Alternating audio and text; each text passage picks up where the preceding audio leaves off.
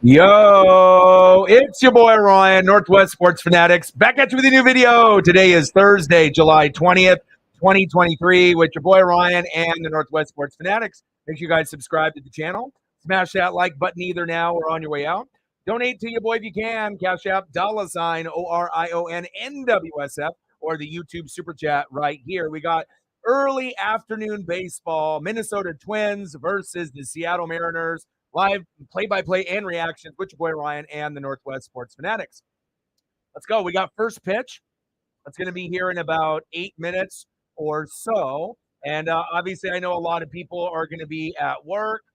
They got a lot of other things going on, but I figured I'd rather do the Mariner game rather than just a rando game later on in the evening that I don't really give a shit about, like maybe doing like the A's. So hopefully we end up getting a halfway decent turnout. I know it's a little early, but I'm excited. George Kirby on the mound, but I do also have some bad news as well. Elliot in the building. What's good? How are you, bro? What's good, brother? But last night, our stud, Jarred Kelenic, I don't know what happened last night. I mean, he has been getting frustrated a lot lately. And after a strikeout or out at bat, I guess he ended up going to the dugout and kicking some water coolers, and he broke his foot. So one of our best players is on the 10-day IL, but I don't know if it's season ending or if it's going to be something where he'll be able to come back before that. It sounds like it's fractured. They did an interview with him and he cried. So obviously he knows that he let the team down a little bit with that. But again, we have a new guy stepping up today, Cade Marlowe, next man up. So when you end up having bad news, you got to be able to find a guy that can take the place. And I don't really know if Cade is going to do a good job for us here, or if we're going to have to send him back down to possibly like a AAA or something of that nature. But I guess we'll have to wait and find out. So, I mean, I hope it works out for us, but I'm not really too sure. All right, let's go over some of the starting lineups and the photos here. Yeah, big time. And I know some people don't give a shit, but it's like that's one of our best guys. He was our MVP for the first 50 games. And early this morning, Paisley, we were up at like 6:30, 6:45. We woke up, and then I ended up taking her for a walk, and I ended up seeing Divish, who covers the Mariners. He actually said, he kicked the water cooler, broke his foot. And I thought it was like a troll account. I was like, this is a funny joke. I was like, there's no way that he went to the water cooler and broke his foot. And then a couple hours later, they did the interview with some of the, Mariners staff. And you can definitely tell that he's super emotional. But again, next man up. We're a fringe playoff team at best anyways, but it really sucks when it ends up being one of our guys. So, but on the mound, obviously yesterday, we had Luis Castillo and we found a way to get the Ks with him. The best K performance from him last night, but we couldn't get the win. And I'm hoping today with George Kirby, we can get it done. So let's go over the starting lineups here real quick. So one sec here. Let's get situated. And they'd made some rearrangements here with the Minnesota Twins, which I don't even think they need to. They beat our ass pretty good, yesterday. And it just sucks when you come out of the All-Star break and, you don't do very good against teams that are winnable, like the Tigers and the Twins, but it is what it is. Leading off for the Twins, second baseman, Edouard Julien. Batting second, first baseman, Alex Kirilloff. Batting third baseman, Donovan Solano. Batting cleanup and batting fourth for Minnesota, right fielder Matt Wallner. Batting fifth, DHing for Minnesota, Byron Buxton. Batting sixth, center fielder Willie Castro. Batting seventh, left fielder Joey Gallo. Batting eighth, shortstop Kyle Farmer. And batting ninth, catcher Christian Vasquez. And on the mound for the Twins, Pablo Lopez. All right, come on, Ems. We got to be able to find a way. I mean, one thing after another with us. Leading off for the Mariners, shortstop J.P. Crawford. Batting second, center fielder Julio Rodriguez. Batting third, third baseman Eugenio Suarez. I see you, Gino. Batting cleanup and batting fourth, DHing for Seattle, Mike Ford. Batting fifth, right fielder Teoscar Hernandez. Batting sixth, big dumper catcher Cal Raleigh. Batting seventh, first baseman Ty France. Batting eighth in substitution for Jared Kelenic, breaking the foot on the water cooler, left fielder Cade Marlowe. Let's go, baby. And batting ninth, second baseman Jose Caballero. And on the mound, our stud, George fucking Kirby. Let's go. And prayers up, Jared.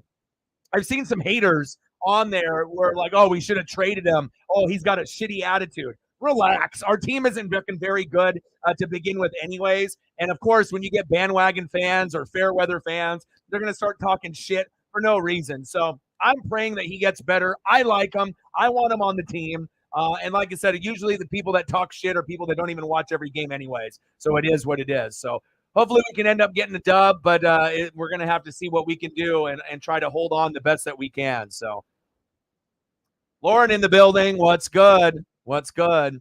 How are you? Said Snell didn't have his best game day, but he had 7 walks, allowed 1 run. That isn't even. Yeah, that's crazy. That is crazy. Down 0-2 in the 8th. Ooh, that's tough. And Jay's doing their best Mariner impression, not getting most of the 7 runners in. Yeah, that's a good series. That's definitely a good series. And then we got Toronto 2, Padres 0, runners on first and second.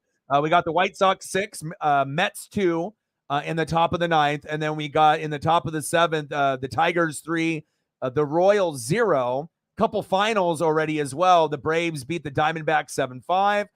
The Brewers ended up beating the Phillies 4-0 with the Brew Crew. Shout out to them. Air Whitey hit me up about a few minutes ago. And then the Reds won 5-3 over the Giants. And then we have a few games slated for this afternoon. Tampa Bay Rays, Baltimore Orioles is the best matchup, obviously, later today. And then we got the Cardinals and Cubs at 5:05. And then the last game of the night, which I would have done if I wasn't doing the Mariners, was the Astros and A's. But I can really give a shit about the Astros or the A's. So, I mean, like I said, if the Mariners aren't playing, I'm going to go and refer to my dad's team, the Dodgers, which I know a lot about. And if I can't do that, I'm going to do the best matchup. But again, I didn't have access to the studio when I was living at my other location. So now I have the opportunity to record, at 8 a.m., 9 a.m., 10 a.m., anytime before 4 p.m., which is kind of nice. So, oh, man. Let's go. Yeah. What's good, brother? What's good? Yeah. And the thing is, the reason why they end up doing the Twins feed, I would rather listen to the Mariners. But what happens is when people are at work and when you end up streaming it, the Mariners feed goes out. So I'm going to tell you, within the last, sometimes I'll have cable. And like I said, right now, when I was at the old location, we had Ziply, and then it was like $300 a month. I had to cancel it. And then I was just streaming the game. So usually there'll be like a 15 to 25 second lag, which doesn't bother me one bit. You know what I mean? And then as it gets closer to the end, I can kind of, do it based off, MLB Network or ESPN if it's very critical and live, right? And then I have Comcast here now for the TV, internet, and phone through family, but I don't have a cable box here in my room just yet. So we're going to be doing the streams. But the reason why they do twin streams or they do the visiting streams is because the visiting streams don't cut out. Last night when I was doing the Mariner game, they had the whole broadcast went down for about half an inning. And then for another half inning, the audio went out. So, a lot of times I don't mind if it goes out as long as it comes back. But obviously, I would prefer it not to go out at all. But, it's just one of those things that happens, occasionally. But I have noticed when the Mariners play on the opposing, obviously, announcers, typically there's not a problem. So I don't really know what's going on with the Seattle feed with Root Sports. But it just seems like sometimes when they stream Root Sports, they have issues once in a while. So Bogots. Oh, 1,500 hit. Nice. Let's get some fucking run support, Sour, huh? Let's go. Let's go. Yeah, no kidding. And I had 2 cable boxes, a DVR, and we had 3 TVs hooked up, internet, no phone, and they were just ripping us off. So I mean, at that point, I was like, I had to cut costs. About a couple weeks before I moved out. So for 2 weeks before I moved out, we had to cut it off. But it is what it is. But I mean, to be able to watch the game, and if you have a 15-second delay or not watch the game at all, give me the 15-second delay. You know what I'm saying? First pitch to Kirby. So Julian fouled off. Daniel in the building. What's good? No problem. How are you? Go Mariners. Oh, that sucks. And obviously, we're not going to have Sarah in the building. So I don't know how long you're going to be here, Elliot.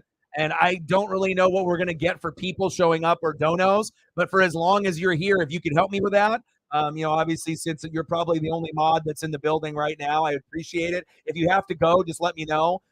Anytime I end up doing a stream early, there's a chance where, we might not have a good turnout. We might have minimal people. We might, not have a lot of opportunities for subs or donos, but you never know. But regardless if I, get donos, subs, or views, or I don't, I'm still going to grind it out. There'll be other streams to make up for it if it ends up being a little slow. But you never know. Sometimes you end up thinking that it's going to be slow, and then someone hits you with like $100 dono, and then you're surprised, right? So, sometimes you got to take the good, the bad, and the ugly. And I'm going to do Mariners. So, and I got the chain on today. Maybe a little bit too late after that Kelenic injury. Got him. Nice job, Kirby. Let's go. Let's go, baby.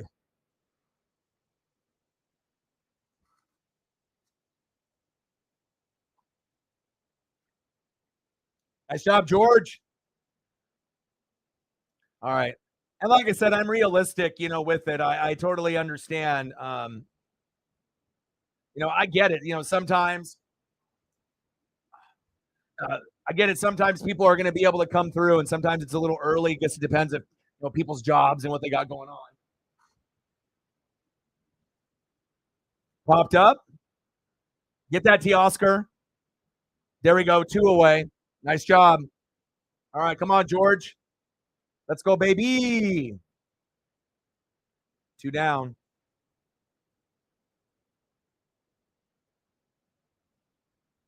And again, Jared Kelenic broke his foot last night, hitting some things in the dugout after a strikeout or an out that he got called, either strikeout looking or strikeout swinging. Kicked a couple water coolers around, broke his foot. He's on the 10-day IL.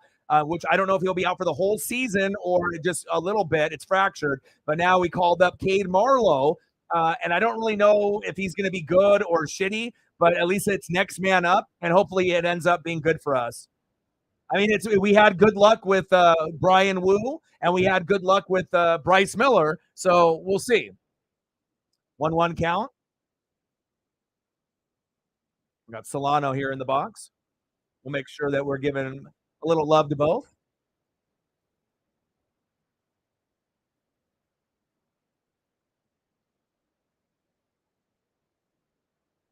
And then I just ended up watching the series finale of Mayans MC, which is kind of like Sons of Anarchy. It's like a Latino biker gang. Holy shit. If you guys haven't watched that show, watch it. It's very, very good. Uh-oh, blooper. That's foul. There we go. That guy got the souvenir.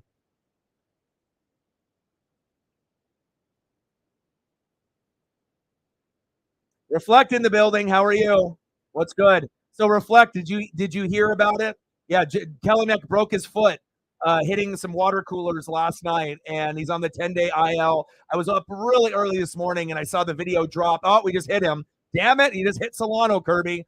And he was crying. They had not Angie Mentique, but they had some of the other, people kind of interview him, and he started to kind of tear up and cry because, he let himself down and he let the team down. But now we have an opportunity to see what Cade Marlowe can do. But definitely a big gut punch considering how everything's been going for us. So, shit happens. I've already talked about his anger issues that he's had. You know what I mean? He's very passionate about the game, but you got to be able to control that anger. And obviously he had that anger last year when he got set down, when Kirby and Julio got all the love. and he kind of felt left out. I get it. Then he made his way back up towards the end when we were on our run for the playoffs, right? And even when he came up and won games for us, they dumped the Gatorade on him. He wasn't smiling. He was pissed. Like, he wasn't having fun. So, and then going in, he worked really hard, obviously in the Cactus League, brought that momentum over into the regular season. And he was our MVP for the first 50, 55 games. But now we're going to have him on the shelf for, 10-day IL is what they initially labeled him as. But I don't know if that means he's going to be out for the whole year. I don't know the severity of the break. I know it's broken pretty good, but they haven't, got more in the details. So I guess we just have to wait and see. So, damn, 4-0. Yeah, and I got the chain on a little too late based on the rally that they had, but I got the chain on today. I dug it out, so I had to, for Kellenick. I had to, and for Cade Marlowe. So, come on, George. Top of the first. 0-0. Got him. Couple Ks for George, baby.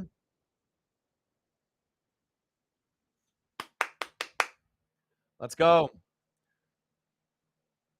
Every day is a great day for baseball. But again, we had no expectations for Bryce Miller or Bryan Woo, and they did well, right? I think we like them. I mean, I know Bryan Woo isn't getting wins, but as far as a 6-rounder, a Marco Gonzalez, kind of filler, he's done better than I think most people anticipated. Now, if we can end up getting some run support to help him out, and he is going to give up home runs. He's raw. He's a 6-rounder, right? But I like him. So it's just a matter of just getting, more reps and getting some run support. And hopefully Cade can, surprise us again. So we'll see. Jen Mueller. Yeah, it's Jen Mueller. That's who it was. Yes. Well, I don't know. I mean, I think it's fractured. So I don't know if it's a complete break, if it's just a slight fracture. I mean, you guys can look it up while we're, streaming right now if there's any other details. But I did see the initial Divish report, and I thought it was a troll, like, someone just saying some bullshit. And then I ended up going to the Mariners, and then I saw the interviews and Mueller and a few other people, and you could tell when he was, he had the boot on, and I was like, oh, fuck, I was like, what are we going to do now? Where our team is already kind of average right now. Now this is tough, but it is what it is. And I do like his passion and energy, but he's got a little anger problem. Now, if you can fuel that anger properly, but again, umps aren't really helping him out, and you got to be able to control that anger the best that you can, whether it's outside of baseball, because obviously if you're having all that anger at the plate or in the outfield or in the dugout, obviously it came to fruition. And me and Reflect have been talking about his anger, within the last maybe 10 games, and he was like missing some jumping Jordan outfield catches, and then he was making some stupid kind of plays, in the batter's box. So I hope it ends up being a lesson learned, and then hopefully he doesn't do anything like that for the rest of his career, knowing that this could end up being the outcome. And think about how hard you have to kick your shin or your leg on a water cooler, for it to break or fracture. There we go. J.P. Crawford, there we go. My boy, coming off an electric start. There we go. Leading off, swinging at the first pitch, J.P. Crawford. We're winning today. I don't give a fuck what anyone says. We got that. We're going to win today. We got this. And you are 100% correct. And it's cool to be able to see, some of y'all, Mariner supporters in the building. I streamed for a while waiting for, people to come join the crew so that we could vibe and, have some friendships. And it's nice to be able to see Lauren and Reflect and Sour. And then hopefully we'll end up getting a few more as, the years and months go on. So, we have about, maybe about 4, 5, or 6 now that are like diehard Mariners. Hopefully we can get that number into the 10s and the 20s and the 30s, that come regularly on the streams. I mean, we're going to have to go through the pain together, right? So, all right, come on, Julio. Yeah, and this is the, obviously, the Mariner chain, through the Mariner, obviously team store. And then obviously my buddy got me the All-Star Game chain, and also a T-shirt from the All-Star Experience. So I haven't seen them yet, but he'll drop those off, and I'll end up wearing those on the stream at some point so you guys can check it out and see what it looks like. I know a lot of y'all probably seen pictures of them, but to see it on stream is a little different. So, And thank you for your support, Lauren, on the Twitter side as well. Like I said, it really helps. Usually it'll be you, it'll be Cyber, sometimes Sarah. And Sarah would be here, but she's working. So, again, it's my choice to be able to do the games early. But now it's kind of nice because, I can be in a place where I'm loved and I'm cared about. I'm not, pushed to the side, you know, as someone that, is not cared about in the household. And I don't have to share a space. So now I can end up working at any point. There we go.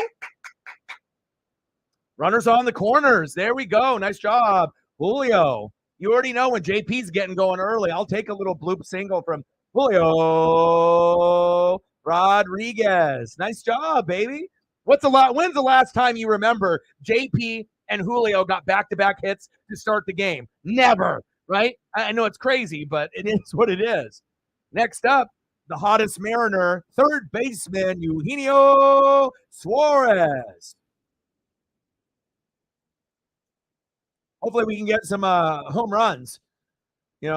He's been hot, so we'll see. But we have a great opportunity, and I think the sports gods, they know. I mean, I readjusted some of my Mariner merch. I decided to throw the jersey on. It's 95 degrees outside. I got a fan on me here. It's a little hot, but I said, fuck it. I got to do it for JK. I got to do it for Cade Marlowe, and we've been sucking ass. So if I have to dress up a little bit more, to hopefully get us a little good mojo, I'm gonna do it.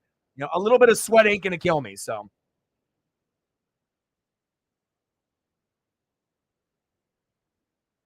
Yeah. Yeah. Absolutely. Absolutely. And it's cool too because half of our fan base is under 40. So you get the younger vibes, and then half of the fan base is over 40. So we usually get people, as young as maybe 10 to 12, once in a while that'll stop by. But typically it's around like 18, maybe, around the youngest. And then the oldest channel member that comes on a regular basis is around 90, believe it or not. So, a nice wide range of, talent, to come in to be able to let us know what's going on in their neck of the woods. And also the people that are older are going to have some knowledge that we don't have. So I definitely appreciate that.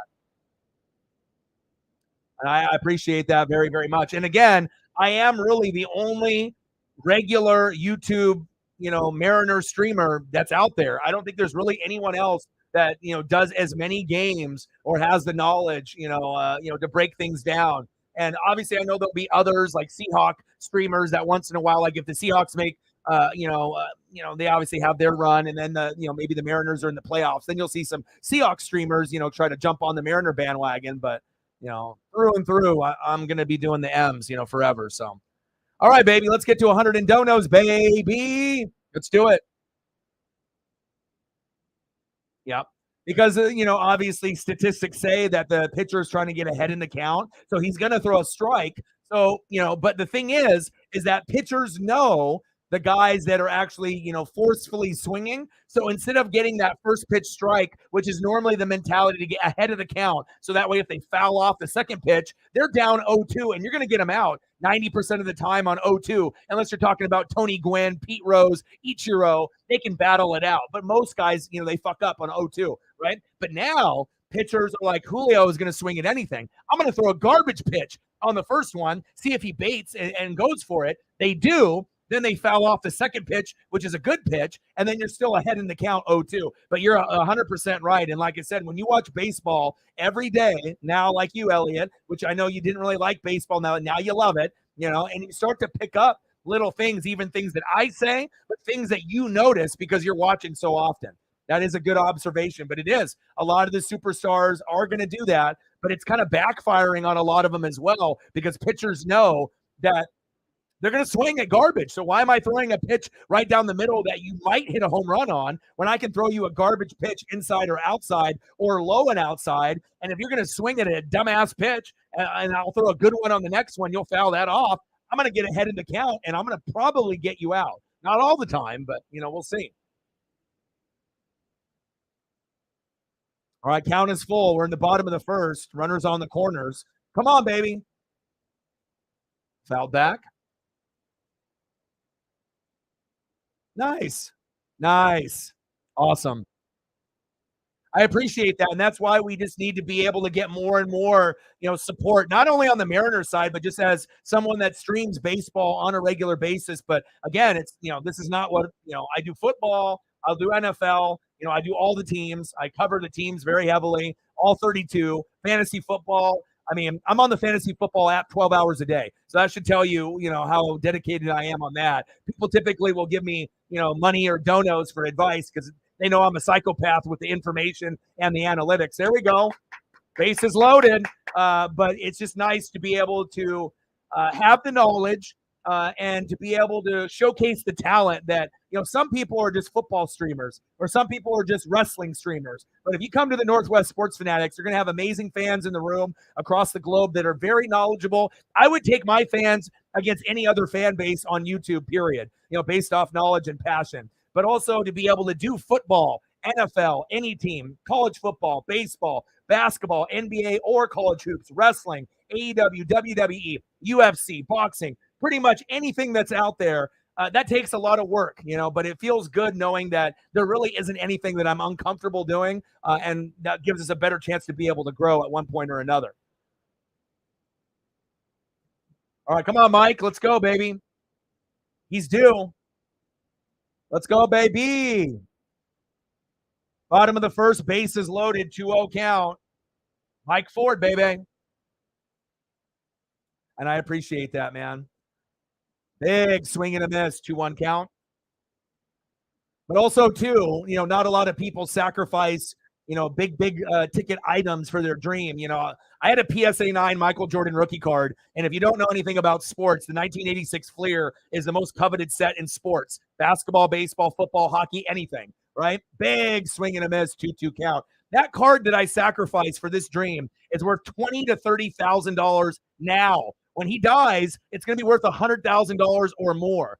I don't know how many people would sacrifice something like that for their dreams if they didn't truly believe in themselves, that they had the talent to be able to make it. Because obviously if I didn't have dreams and goals, I wouldn't have gotten rid of that. I could have had that for a house or, a Lambo, business investments, things of that nature. So, when I say that I'm in this for the long haul, I'm in it for the long haul. So, we got to be able to let people know about that. Fanatics. We're not average here. All right, baby, let's go. Full count, bases loaded. We're winning this game. The chain came on. It's good luck. We're winning. Let's go. You know it. 40%. I know. Sometimes it seems like it's higher. Come on, baby. Come on, Mike. Big swing and a miss. Struck him out. Damn it. Next up, right fielder, Teoscar Hernandez.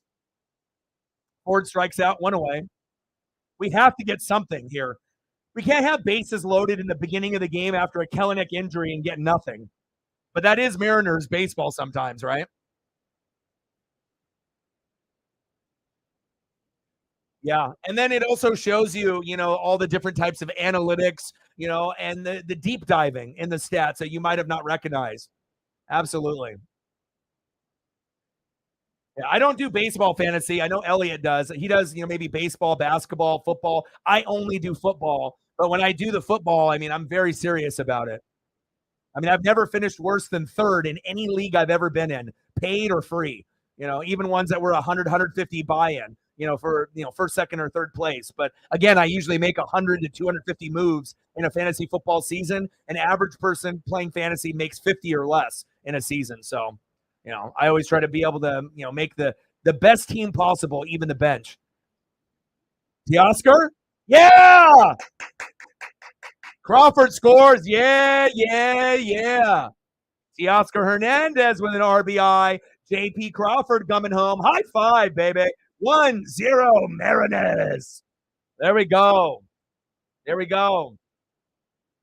Yes.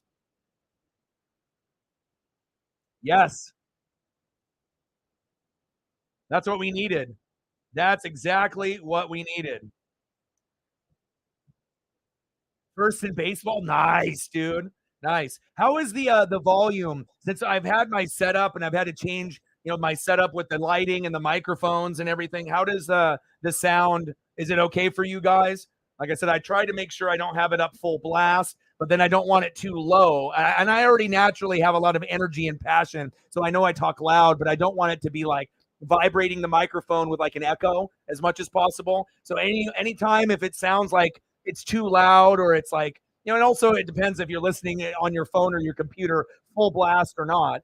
But just let me know if I need to make any adjustments on the microphones, and I can do that for you guys. So I always want it to be, the best broadcast for you guys as possible. So I'm a stickler like for that.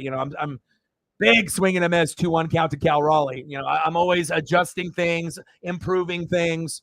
I'm trying to, I don't want to say I'm necessarily a perfectionist, but I'm an attention to detail kind of guy. Absolutely. All right, let's go. Let's get another RBI here, huh? No double plays. Let's go, Big Dumper. Cal takes a pitch, 3-1 count. Woo! Let's go. Man, this chain is good luck. This chain is good luck. Think about it. When is the last time the Mariners ended up having Julio and JP on and actually getting some production early on, or even bases loaded in the first inning? That's kind of odd for us, but I'll take it. Let's go. Oh, wow. Low in the zone, but they gave it to him. 3-2 count. Okay. Yeah, like I said, I'm always making adjustments with the pictures, the photos, the backgrounds, the scoreboard, and the audio. I just want to be able to find that sweet spot. So, and obviously, when you move and you got to pack up all your shit, it's kind of stressful. You're like, "Fuck, how am I going to set this room up exactly how I had it?" And it took me a while to finally get it the way that I wanted. So, chop foul. And the way that I have my room set up here, I can't even have a bed in here because I have to have the green screen. I have multiple tables. I got my dresser with all my memorabilia on it. I got another table with a TV behind this one so I can watch, other programs or other games. So it's strictly like a streaming, business room, but a lot of times I don't necessarily need a bed. I can just sleep on a couch, or I'll just get a couple little pads and means, like camping pads, and I'll just sleep on them, stack them, then I'll sleep with Paisley on them. Big strikeout for Cal Raleigh. Damn it. Come on, Cal. 2 away. We have to get at least one more with bases loaded. Come on now. Next up for the Mariners, first baseman Ty France. And it took Scott Service probably 50 games too late to move him to the 7-hole. He was at the 3-hole for almost the whole season. And he wasn't really doing a whole lot. You're not really doing a whole lot here at the 7-hole either. But it gives him an opportunity to be able to prove that he, is worth a spot higher in the lineup. 5, 6, 3, 249 average ain't bad. It's terrible, but for the Mariners is actually one of the higher batting averages. But 7 homers and those RBIs are pathetic. Come on, Ty. You're better than that. You were a fucking all-star last year, right? Let's go. Big swing and a miss for France. Behind in the count, 0-2 with bases loaded. Fuck my life. Like, sub, donate if you can. It would definitely be greatly appreciated. We only need like a 100 and some change to hit 20,000 subs. So depending on if you're new or if you've been here, if you can do your boy a solid and comment, like, share it on social media. And if you're inclined to, if you want to show some love and donate at one point today or in the future, it would be greatly appreciated. This is my full-time job. So, obviously you can't survive off nothing. That's facts. But I do appreciate everybody watching, and hopefully we end up getting a decent turnout. And it looks like we're actually doing that because I know I'm the only one streaming this motherfucking game right now. I'm really the only Mariners streamer that really is full time. All right, come on, Ty. Bases loaded, 2 outs, 1-0. Good start. We're winning this game. Jared Kelenic broke his foot last night after a strikeout, kicking a fucking water cooler. Oh, check swing. Did he go? Oh, thank God. And we got Cade Marlowe, which we'll be seeing here coming up next if he actually gets up to be at bat. So we'll see what Cade can do. But first, we need Ty France to get going again. Come on, baby. Yeah, Cal just, he's not in the groove, but hopefully once we, get deeper in the season, he'll get into a little bit of a groove. Right. But also remember, Murphy can't catch. He can't throw anybody out. His defense is a little suspect. I think Cal's a better catcher for defense, but he can't really throw anybody out either. So, You're not going to throw anybody out at second if they steal, either one, Murphy or Cal. But Tom is the better hitter this year. I totally will agree with that. I mean, I have love for Cal for what he did last year to get us to the playoffs, but I can't hold on to that love of him, breaking us into the playoffs and just giving him a freebie when he's sucking. When you suck, you got to get called out. And obviously that's what we do here. I'm not going to give him a fucking free pass because I like him, or Julio, right? Oh, I appreciate that. Pitch is high. 3-2 count. Come on, baby. Let's go, Mariners. I got the chain on. I mean, I got the fucking hard hat. I got all the bobbles here. All right, Griffey, bobble. Bobble to Dan Wilson. Bobble to Randy Johnson. Got to hit the bobble here with the Griffey. Everyone's bobbling in front of my desk here. All right, all the bobbleheads from the Mariner giveaways. Their heads are shaking. All right, let's go. Come on, baby. Yeah.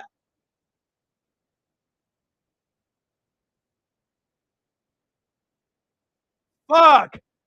Yeah, I think he thought it was going to be a little bit lower, and it struck out looking. Well, fucking A, Ty. That's why you got moved from the fucking 3 hole to the 7 hole. Damn it. But we will get to see Cade Marlowe filling in for Jared Kelenic. And it just, so I want to act like I'm surprised that, he injured himself, but I'm not. Because like I said, if you really looked at all the at-bats in the last 20 games, who's lost their cool the most out of everyone? You're looking at them. So, hopefully this will be a lesson learned. And obviously you really mean a lot to the Mariners, the fan base, the organization. He cried, so obviously if he didn't give a shit about the Mariners, or wanted to be somewhere else or didn't really give a shit, about, playing, obviously he wouldn't cry, he would do the interview and just be like, well, I'm going to rehab and I'll be back when I'm back. But, when someone tears up and, when, you have people trying to interview and he has to say, hold up, and it's not fake fucking tears. He knows that he fucked the team. But honestly, let's be real. Even if Kelenic didn't break his foot, hitting the water cooler or kicking something else, were we going to make the playoffs this year? Probably not. We're a fringe playoff team. And when I say fringe, we're like hanging on by a thread. And like I said, we need to be able to be better against teams like the Twins, like the Tigers, Blue Jays, because ultimately it's going to come down to the very, very end. And if it's going to be the Astros, Blue Jays, Mariners, the Astros and Blue Jays are going to get the spot. We're not. You know what I mean? It's just the bottom line. Unless, the Blue Jays and the Astros have a lot of injuries or start going on a fucking downward spiral. And I just don't really see that happening. So it's really going to be up to us to prove that we're on the level of those two teams. And currently we are not. So he said 280 hitter. Meanwhile, Cal is a big dumpster fire. And I know you're a big Mariner fan as well, but at least that we can be real with it. We have to be honest and real. And that's why, we're not bandwagons here. Like I said, I'll be critical of other players on other teams, but honestly, I feel I'm more critical of the guys that we have. Because a lot of other Mariners streamers or baseball streamers are going to give Julio a free pass, Cal a free pass, and that's bullshit. You've got to be critical of your own guys as well to get respect, not only from other people, but the fans. Top of the second, we got Kirby up here as well. Absolutely. You see when you're, not a very good team or you're like mid, or below average, you got to do whatever it takes to make the changes. Top of the second, 1-0 count. Kirby, nice pitch. Big swing and a miss. We need a big performance from Kirby. My goal for Kirby today is 10 Ks. Okay, he got that a few games back, and we're going to need a 10K performance to win the game today. And I know, we had Luis Castillo with 11 yesterday, and we got our ass kicked. But I think, 8 or 9 is good, but I think shooting for 10 every start that Kirby pitches or Bryce Miller, that should be the goal. Yeah. He's been struggling his whole career, let's be honest. A lot of hype that never really lived up to the expectations. And he's all boom or bust. He's really like a home run hitter, and that's it. He's either going to strike out or he's going to get a home run. Yeah, Buxton, kind of plays like a DH, and coincidentally, that's kind of where they put him at DH, and that's where he is today. It's like you can't really defend, and a lot of times you can't really hit either. Popped up. Out of play, 1-2 count. Yeah, it is rough.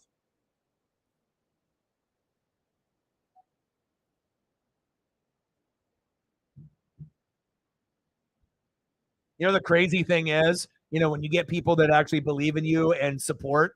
My ex-girlfriend's dad supports me more on YouTube here than she ever did.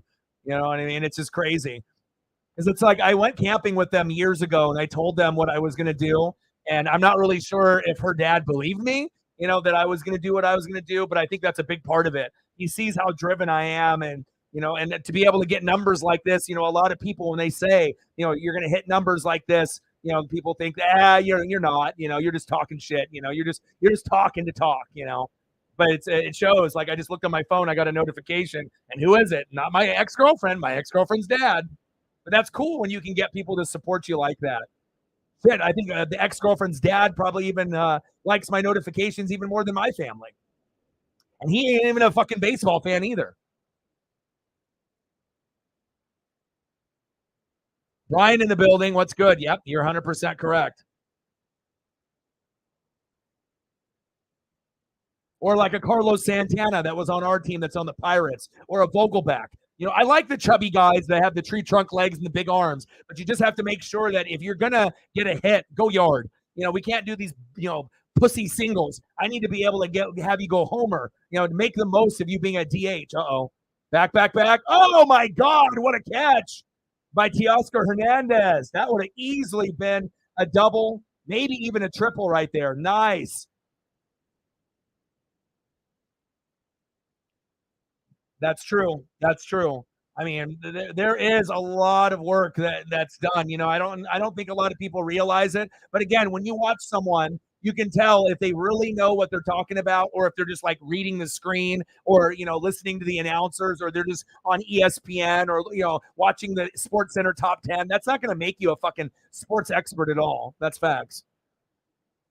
Fouled off. He said, good job, brother. He said, I had Seattle yesterday, so today I picked Minnesota. But the problem is you picked wrong. Yesterday you picked Seattle. You should have picked Minnesota. Today you should have picked Seattle, but you picked Minnesota. So I think you flip-flopped, but you may be right. We're not a very good team. So, I mean, if you're betting, I wouldn't be betting on the Mariners myself at all, because, the games we're supposed to win, we lose. The ones that we're supposed to lose, we win. So popped up. There we go. But I'll tell you what, we're winning this game today. I got the chain on. We're not fucking losing when I got the chain on. I got the hat. I got the do-rag. I got the Julio jersey on. I got the fucking Mariners shirt underneath. We got the fucking chain. We're winning today. Fuck that. We already lost yesterday. We've been losing way too much as it is. That's facts. All right, I got to go check up on my pup real quick. So let me do that. All right, now here we get our first opportunity leading off for the Mariners, filling in for Jared Kelenic with the broken foot, left fielder, Cade Marlowe. And I'm rooting for him. Let's go, Cade. I even threw up 2 photos for him. So, I mean, come on. Come on, man. We need you. We need you, man. I don't know what you're going to do, but I hope it's something good. I hope so. I mean, Brian Wu has been good for us, even though the win-loss record isn't pretty, but I like what he's bringing to the table. And obviously we know what we got with Bryce Miller, arguably our best pitcher, not named George Kirby, filling in for Robbie Ray. So I'll take that. So we got Cade Marlowe leading off, batting second baseman, Jose Caballero, and batting third, J.P. Crawford. Let's go. All right, let me go take a quick peek at Paisley before I miss this at bat, just to make sure she's taking it easy and just chilling on the couch. All right, let me go check real fast. I don't want to miss this first at bat. Let me go running here into the living room real quick. Annika knows Seattle's winning today, baby.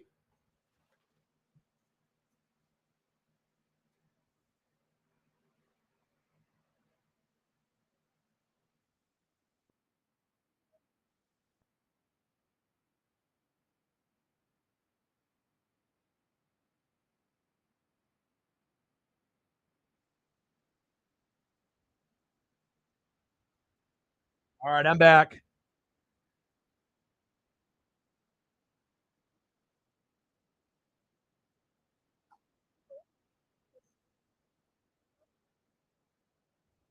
And I do like it that he's a lefty. So it's like you replace one lefty with another lefty. You guys already know how I feel about lefties. Griffey, Randy Johnson. I mean, obviously I got a lot of love for Edgar Martinez and Julio being righties, but I really like lefties in sports.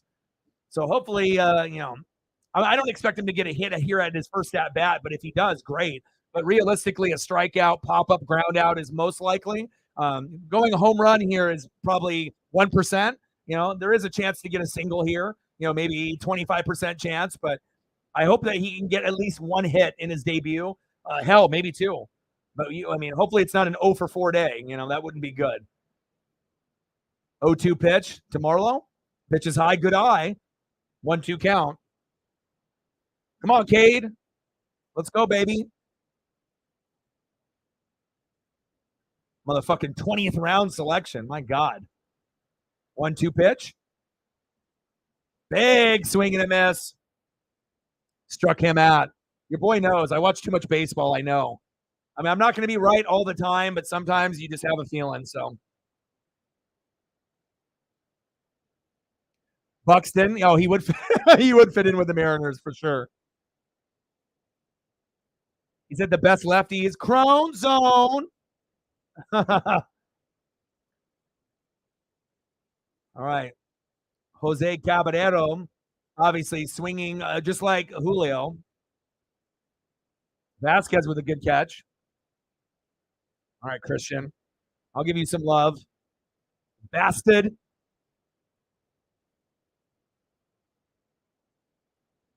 It's like, we already got one Julio on the team that swings at everything. I don't need a fucking Julio 2.0 and fucking Jose doing the same goddamn shit. Next up, J.P. Crawford. Led off the game with a single off the first pitch. Let's do it again.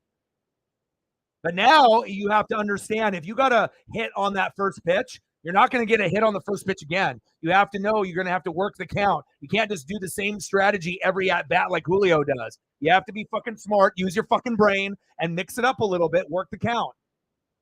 Hell, we should probably be up 3-4-0 at this point, when you have bases loaded. But at least that, we got one rather than none. That would have been terrible. Bases loaded, no outs, and got nothing. But that happened to us a few games ago, kind of towards the end of the game, not the beginning. 2-0 pitch to JP. Chop foul.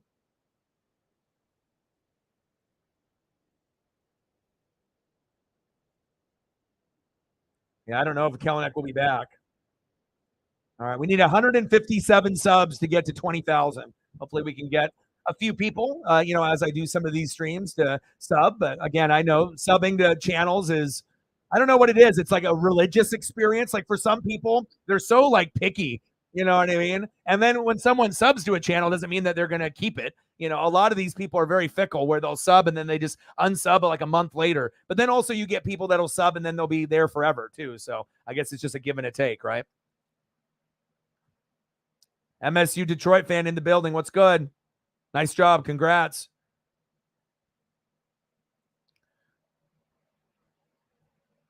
All right, let's go to the Twins lineup. How's the weather where you guys are at in the country?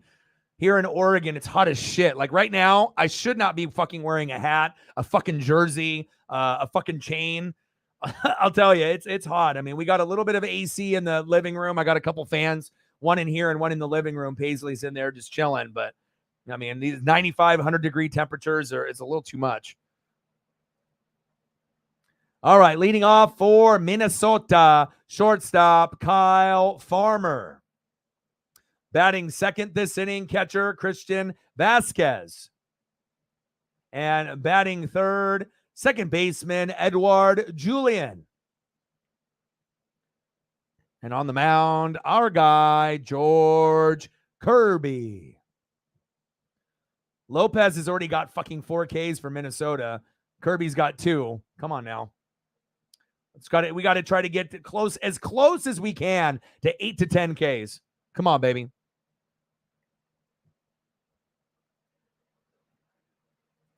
Oh, yeah, I do everybody. It just depends. I'm going to prioritize Mariners first, obviously, because that's my team, and I've been watching them since 85. I do Dodger games also when I don't do Mariner games for my dad. My dad's been a Dodger fan since the 1950s.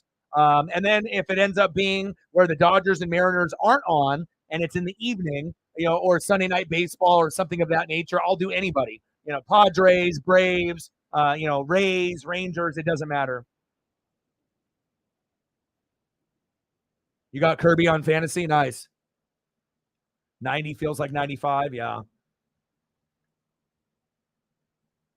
All right, come on, baby. I'm going to take a look at the weather to see what we're at. It felt good going for a walk this morning at like 7 a.m. It's 78 right now, but it's supposed to go up to like 90. But it felt nice. You know, like I said, I have this like elementary school that I went to years ago, and there's like a forest back there that, me and Paisley can kind of walk around in, which is nice.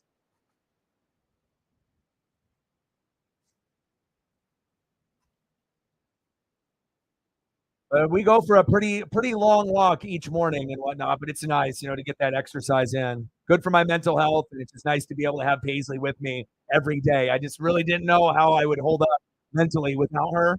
It's a big part of my life, and it's just really good that I can keep the grind and stay positive, be around family, and be around good people in my life now. Finally, a big swing and a miss, got him, and then have Paisley in my life as well. So. Top of the third, 1-0 M's. Kirby with another K.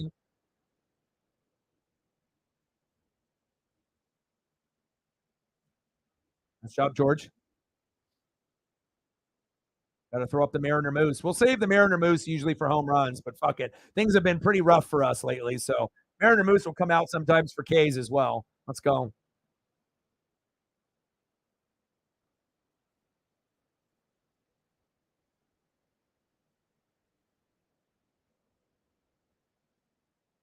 Oh, nice. Yeah, well, at the other place where I was at the apartment, like with the sun, based on where it was like shining, like we never really ended up getting the sun. So with AC, it was beautiful. Like the whole house felt like 60. Oh, what defense there. Woo! Behind the back? Jose thinking he's Ozzie Smith, and then oh boy, just broke his bat. Wow. I'll take that.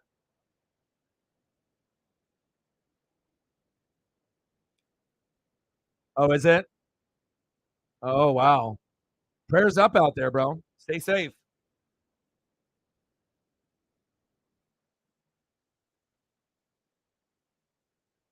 Come on, Kirby.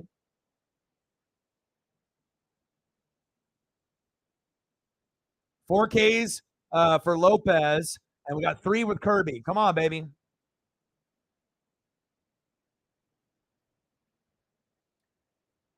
Really? Holy shit. Global warming like a motherfucker. In the zone for a strike. 0-2 count. Come on, Kirby.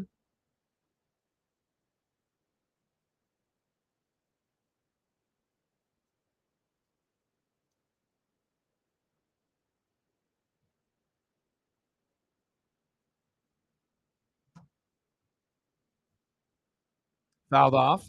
So I normally get mango madness because I started to cut back on beer and alcohol, to try to lose weight. I've already dropped like 40 pounds since COVID. So obviously when COVID came, a lot of people, ate and, got delivery and whatnot. And a lot of people weren't exercising as much as they should have, including myself, idiot, but now I'm trying to get back on pace. And, I was somewhere between like 250, 265. I'm all the way down to like 215. So I got another 15 pounds to go. But I've been doing a lot of Snapples and Gatorades and whatnot. But I did the Snapple apple for the first time. Damn, that's good. And I put it in the freezer for about an hour, and I didn't think it was going to be as good. I mean, I know it's a good drink. I've had it in the past, but when it's frozen like that, wow. So now I got the Mango Madness, I got the Kiwi Strawberry, and then I'll do the Snapple apple. I was like, oh, okay. But I got into that Snapple apple like yesterday or the day before, and I was like, oh, man. Sometimes you don't realize how good something is when you haven't had it in like months or years. Top of the third, 1-0 Mariners. 1-2 count for Kirby to Julian. Big swing and a miss. Got him. Burr, burr, burr, burr, burr. I like that. Nice job, George. That's my guy right there, baby. There we go. And like I said, anyone that thinks for a second, that Luis Castillo is the best pitcher on the team, you haven't been watching baseball for the Mariners. He clearly isn't. I would take Kirby and Miller in a heartbeat over Castillo. And I don't think Castillo sucks, but he's just not as dominant as he was when we got him last year. Sometimes he gets run support. A lot of times he doesn't. But the same thing goes for Kirby and Bryce Miller as well. Sometimes they don't get fucking run support either. But it's all about trust. It's like when you're in a relationship. It's trust, honesty, loyalty, respect. You need those things, right? And I feel with trust, I don't trust Luis Castillo anymore. I don't trust Logan Gilbert anymore. I don't trust Wu, even though I like him, but I don't trust him. Really the only guys I trust in the lineup are Kirby and Miller, and that's it. So, and I know I'm probably not the only one, but sometimes it needs to be said because I still feel people as Mariner fans think that Luis is the number one, and he really isn't. Facts.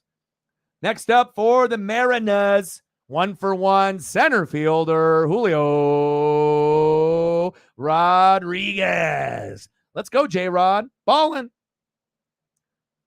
Batting second, third baseman Eugenio Suarez. Let's go, Gino. And batting third, DHing for Seattle, Mike Ford. Let's go, baby. 1-0. We're winning this game. Like I said, the chain is on. We're winning. And like I said, Kirby I like because he's different than Miller. Miller, Wu, and Castillo are heater pitchers where they're trying to throw 100, and they're trying to blow it past you. And when you do that mentality, and if it's right in the zone or not, sometimes you're going to go yard. The guys are going to hit, homers off of you and dingers, right? But with Kirby, yeah, you're going to have home runs hit off him, but not as often. He's more of like a Maddox, like a location pitcher, but he's got more top-end heat than Maddox did. Maddox was normally 90 to 95. Kirby can still hit 100 miles an hour. You know what I mean? But he's more of a location pitcher, and I like that. Sometimes it's nice to have a guy that has the heater, right? And he can bring that electricity into the lineup, but also, right, he can give you that electricity, but also he can give you the location, and that's why I like George so much.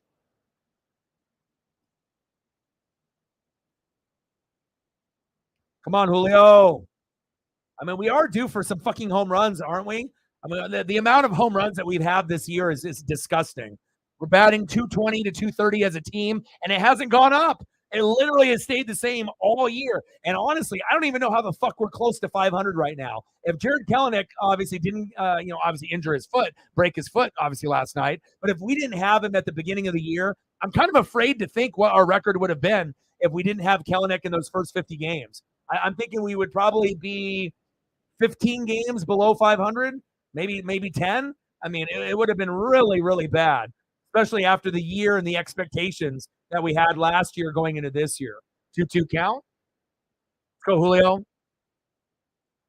I got all these goddamn photos for you, and you don't do goddamn anything. Come on. Let's go, J-Rod.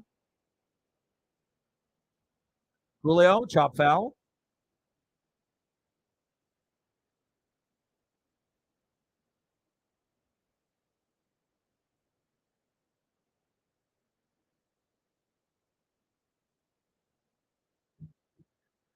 Bottom of the third, 1-0 Mariners. 2-2 pitch. Pitch is inside. That would have been a pitch Julio would have swung on in the first, 10, 20, 30, 40, 50 games. 0 homers in 19 games. That's why no one fucking fears you. You're not the same Julio from last year. And you're going to have to work very, very hard not to have the media, fill your head with all these things that you're better than you are. Because I feel like with Julio, he knows he's a superstar, but you have to realize that, someone needs to be able to, come to him like Griffey and be like, dude, you suck in the box right now. You're not good. Like, you are a superstar. You do have a chance, to be a Hall of Fame, player, but you're not good in the box. I think someone needs to clearly pull him aside and give him kind of like a reality check. Like, we know that you're very, very good. You can make an all-star game every fucking year based off your name, but don't you want to earn it instead of just being that name recognition guy like Mike Trout and actually be a guy that earns it every year? And I hope that, he can get to that point. Don't let the ego and the head get too big because you're not good in the box. And I'm like the biggest Julio fan on planet Earth. I'm not a Julio hater. Hell, he's my favorite player on the team. I got a Julio foul ball last year in his rookie year. I love him. But we got to be able to get better there somehow, some way. Either a new hitting coach or, some veteran leadership with like Ichiro or Edgar or Griffey, somebody. One away. Come on, Gino. Got to make up for fucking Julio. Let's go.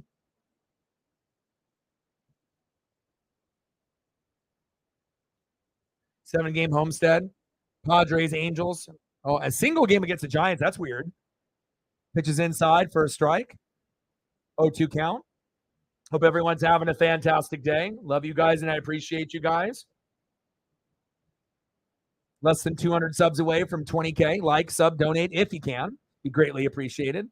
Even sharing on Twitter or commenting in the stream, everything helps in the algorithm. You know, commenting, liking, sharing.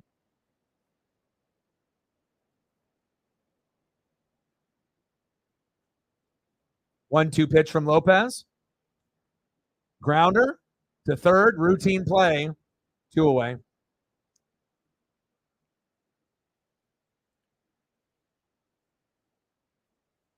Exactly. You know what? You know, it's really funny. I bet if you and me ran the Mariners, we could get more wins out of them. You know, just based on analytics and stats, because I'm an analytics stat guy through and through. And obviously, you look at that information as well. But this comment right here is the number one comment, maybe all stream, and probably will be. You know, it's very, very true. You know, you can get the hard hit rates, but also it factors into a lot of fucking Ks. And sometimes you're not even getting hit by pitches or getting walked. They're built the wrong way, and I totally agree.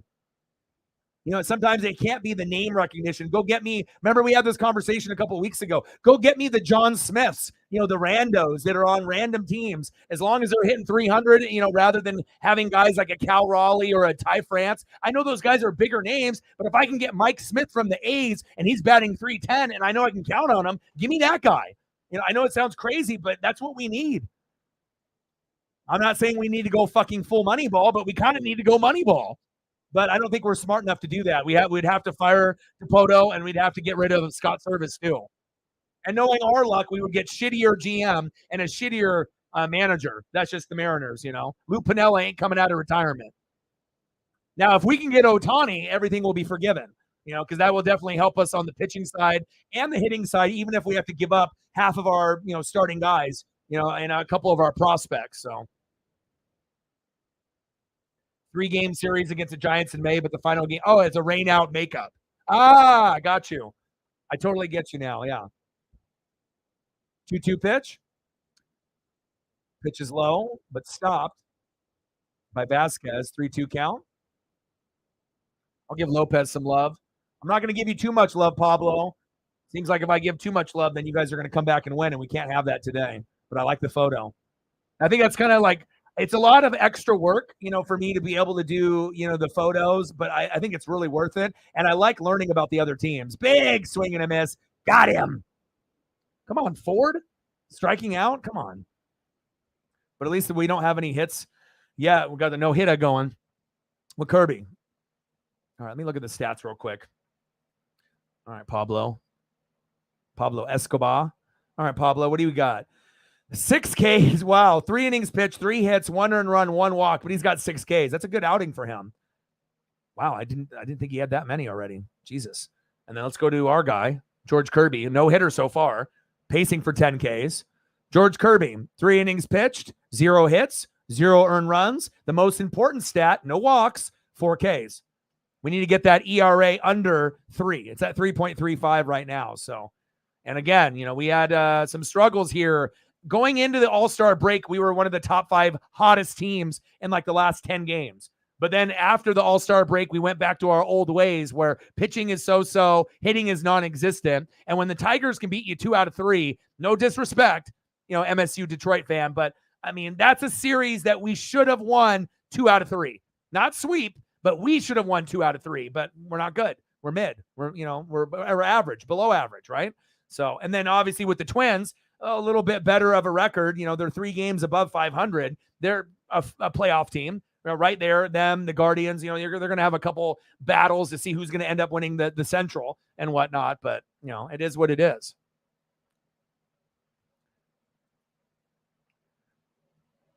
Exactly. Even Logan Gilbert, you know, I know that could be a trade piece to bring in a hitter, but if we trade Logan Gilbert away, what happens if like Kirby, you know, has a blister and then we have to have someone else that we have to call up and then we keep losing and losing. We're already losing. We're not going to go to the playoffs this year, more than likely. And, you know, kind of hurts me saying that, but at least I'm being real. I'm not some delusional Mariner fan thinking we're going to come back and win the division. I mean, anything is possible in baseball, and we could turn it around. But, I mean, we've already been watching this team for, almost 100 games with like 60 plus to go, and we haven't improved. We've been batting 220, 230 as a team. We haven't got the team batting average up to 250, 280, and then it went back down. We've been the same team fucking all year. So don't trade any pieces for hitters. Just try to get Ohtani and then see what we have next year. So I 100% agree with that statement. And I think, like I said, I think you can see the value of that. It's not going to do us any good, to make some trades with the Cardinals, give them a couple pitchers so they can have pitching, and then we get some of their hitters. Because just because they can hit for the Cardinals, what happens if we do it and then they suck ass, and then we have another shit player coming over where maybe they were a 300 hitter, for the Cardinals, they come to our team and then they bat 200. Then we just wasted the trade. You know what I'm saying? So just because a guy can hit with one team or pitch with one team doesn't mean he's going to do it with the other. So. Yeah. Top of the fourth, we're going to need some more run support. Again, we want to be able to shoot, for 5 hits or more, 5 runs or more. And a lot of times we can't even get 5 hits, which is just ridiculous. What we should be going for if we were a good team is 10 hits a game, which is aggressive, right? But if you're a good team, 7 to 10 should be, doable, right? And 5 runs or more. That should be the goal on every game. And I know sometimes you're not going to get there, but I mean, a lot of times we're in the under 5 hit range, and a lot of times we are well below 4 runs or less. And you can't win baseball games when you're getting stats like that. Pitches outside, 2 balls, 2 strikes.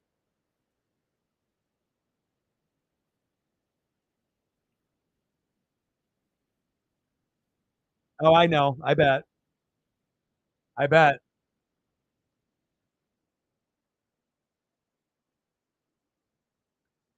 I don't know. I don't, I like to look at it from like, a GM perspective, a manager perspective. But again, you have to be able to look at stats and analytics, and you have to be able to deep dive a little bit and see why things are the way that they are. And I'm not really necessarily putting all the blame on Scott Service. Some of his lineups and rotations have been fucking terrible this year, but the blame is on the players. Baseball's a hard fucking sport. Bang, another K. There we go.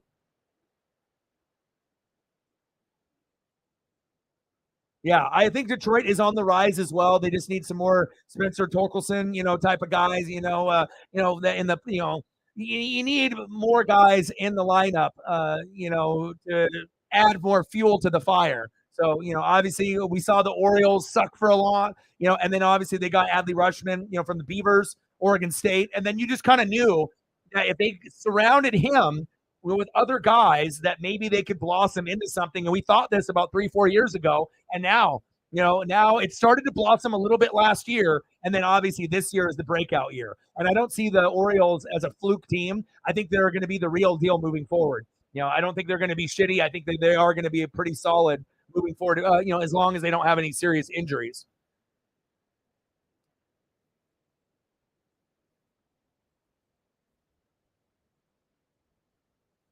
Yeah.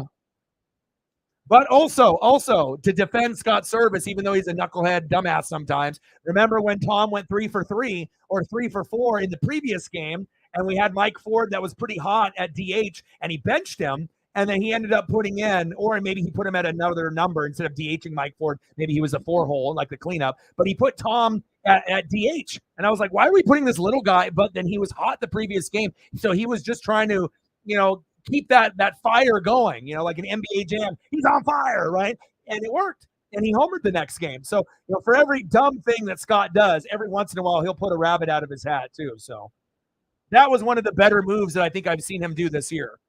A risky move, but it paid off, especially when you have a guy like Mike Ford that was hot. Why are you pulling him? I don't think Mike actually played that game. I'm pretty sure, if I remember correct, Mike was benched that game, maybe came in late, as a substitute, a pinch hitter. But then we did Tom Murphy at DH, and it ended up working out. So,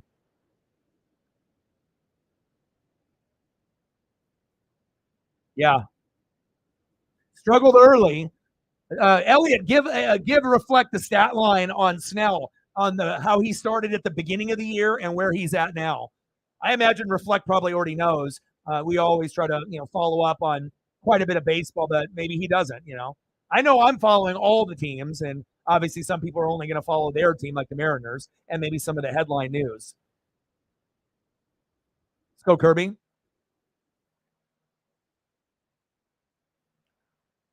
Yeah, I like your core. The core, from what I saw, they're very up and coming.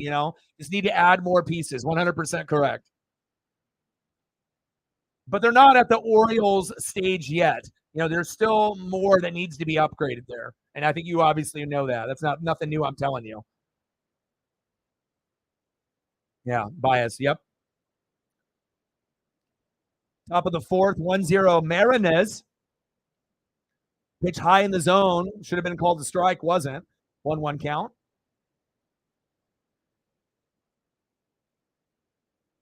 Come on, Kirby. 6 Ks for you. 6 Ks for Lopez. It's a K battle, except that are we? Shit. There goes a no hitter.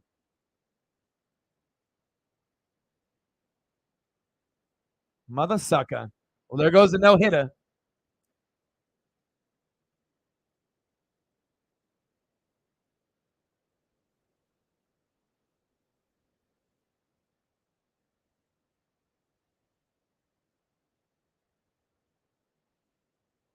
Yeah.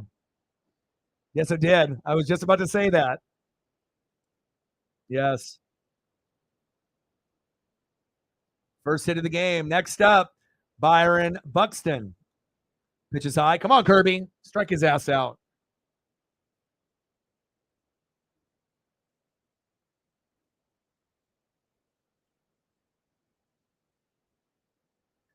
Reardon, yeah. And like I said, even though I was 5, I remember a lot of that stuff back then too.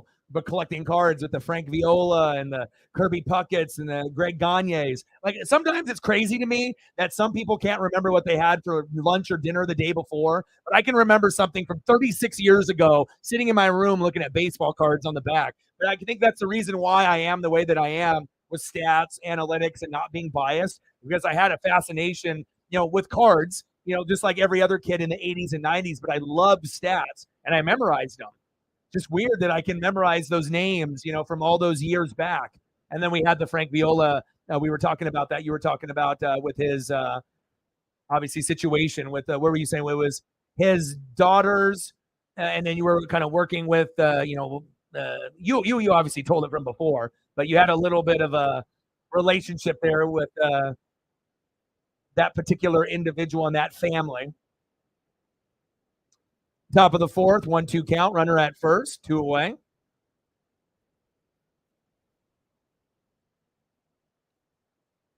Got him! Nice job, Kirby. Our fucking no-hitter is gone, but I'll take that, George. Nice job. Mariner Moose is out. Was that 7 Ks now? We're pacing for 10. 6 Ks for Lopez, 7 for Kirby. Nice job. Only one hitter so far. One hitter quitter. Nice job.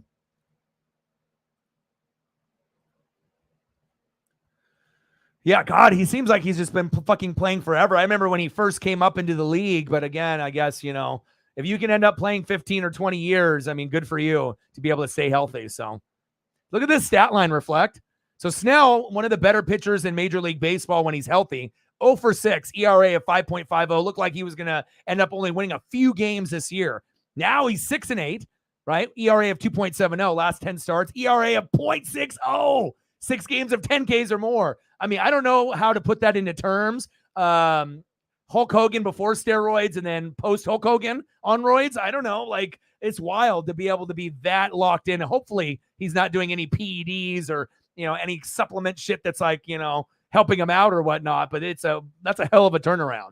You don't expect a guy to go, and then didn't he get to a point, and I don't know, you can let me know, but when he was 0-6, didn't he get it to 6-6? Did he win like 6 straight starts to get it from 0-6 to 6-6? I'm trying to remember what you told me from weeks back, but I'm pretty sure something like that you were telling me. He was 0 for 6 and then won like his next 6 straight starts and then obviously dropped some, but still a good ERA now.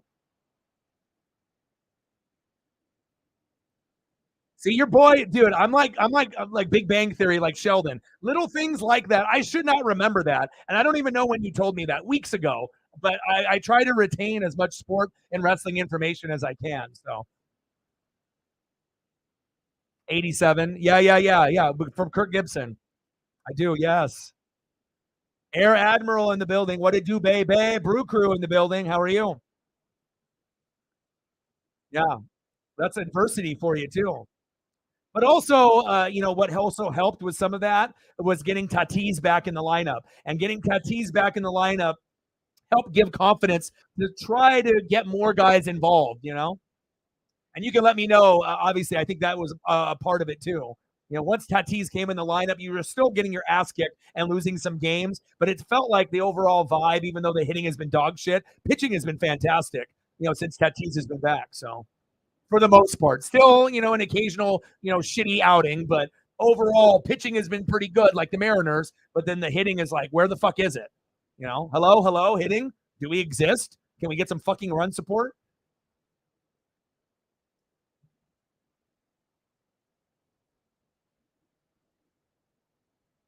Appreciate Sarah helping out with the retweet there on the Twitter.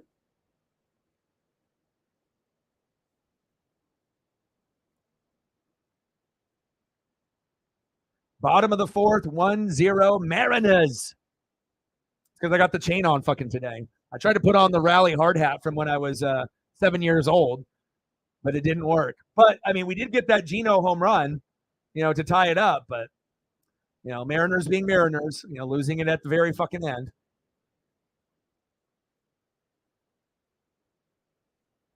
Snell lost all with Nola, and then won the 6 with Sanchez. Nice. Well, we already know about Nola's. Oh no!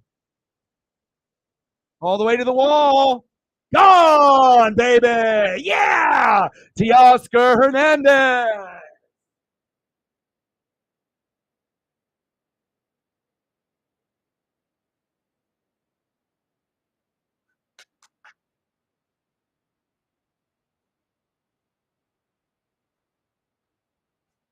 Woo! Yeah, baby! I told you we were winning this game. Teoscar, no, no, no, no, no, no, no, no, no. Bye, bye. 2-0 Mariners. It's like that guy that was talking about the betting. It's like you picked the Mariners yesterday when you should have picked Minnesota. All the way back. One away. But I knew we were winning this game. I mean, it's not over yet, but I have a very strong feeling that, when you got Kirby and Miller, and obviously Kirby lost his last start, more motivation to get back on track. And then obviously Cal swinging at the fucking first pitch like an idiot. Come on, Cal, be better. I bought your rookie card auto based off you doing this swing last year. Don't make me regret it. Next up, first baseman Ty France. Ty France has been hitting so bad. If it was on a fucking tee, I don't even know if he could get it. Like back when you were a kid, when you had the little wiffle ball with that yellow bat. Come on, Ty. How do you go from all-star to not even 10 home runs this year? There's got to be an injury or something that they're not disclosing, unless he's just that off. But, there goes the bat. Souvenir.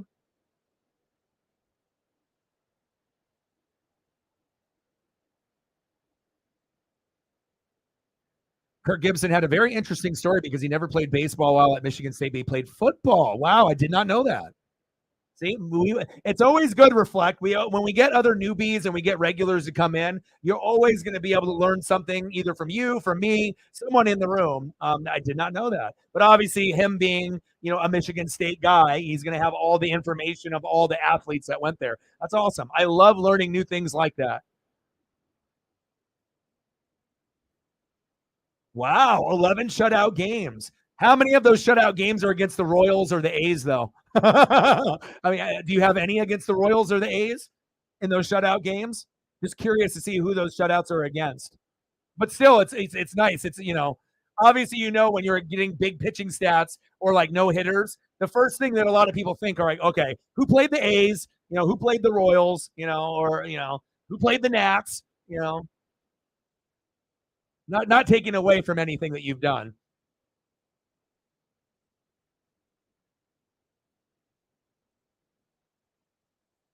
Oh, 1 year. Oh, okay. I was gonna say because I thought when I saw some Kurt Gibson like documentary stuff, I could have swore that after he went into high school, I didn't know how long it was, but I thought that he played at least a year. So I was like, but I had to take your word for it. But then, you got to look it up, make sure we get the information correct, and then focused on football. Hi, Sarah. How are you? No donos yet until Air just did the tenor right now. Got him. Julian with an amazing throw. 2 away. All the sports knowledge. Yeah, and maybe it hasn't been healed up, but like I said, he's not the same player anymore.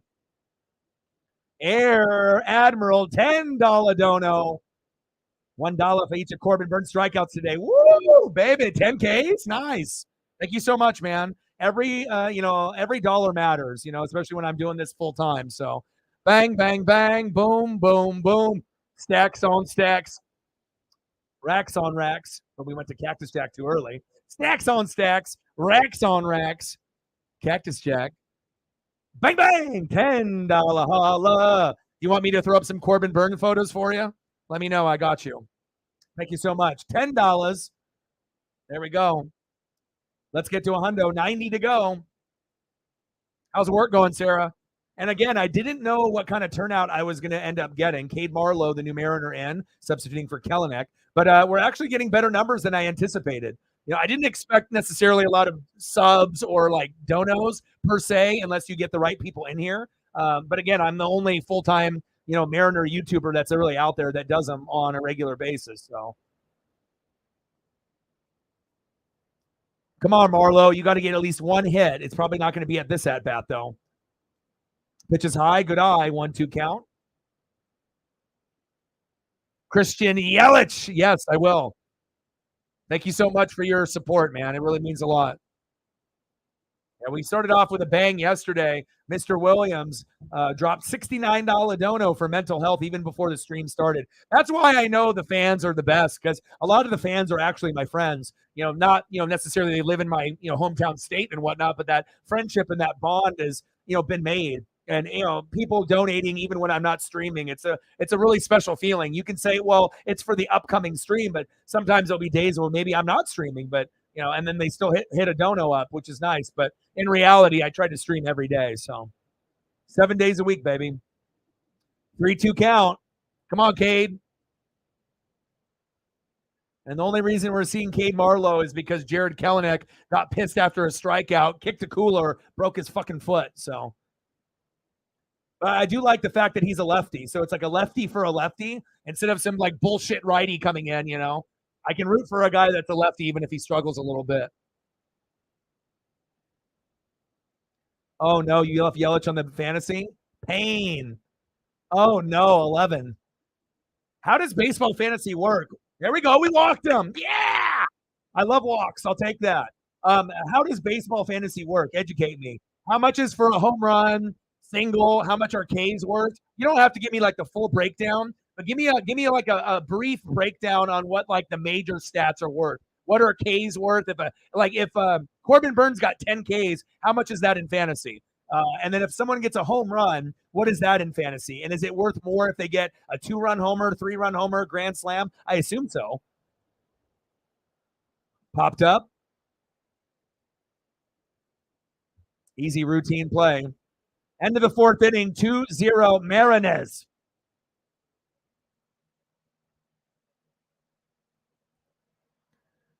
Oh, really? No way. Wow.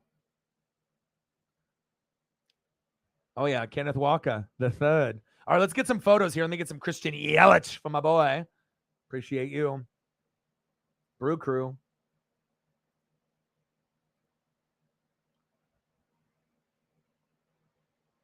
Oh, I still even have the Brewers saved for you, bro. I always try to take care of people and have things saved on there. All right, let's try to get a couple more for you. I appreciate you, man.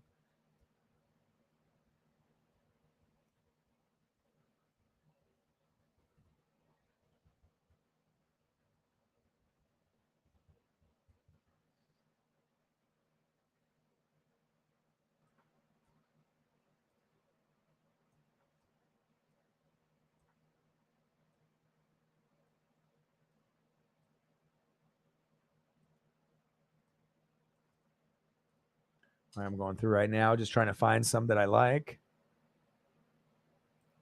Some that I think that would be good.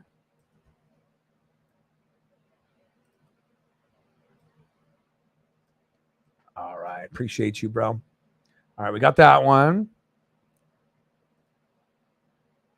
I got another one. Try to find some different uniform combinations for you, too. Appreciate you.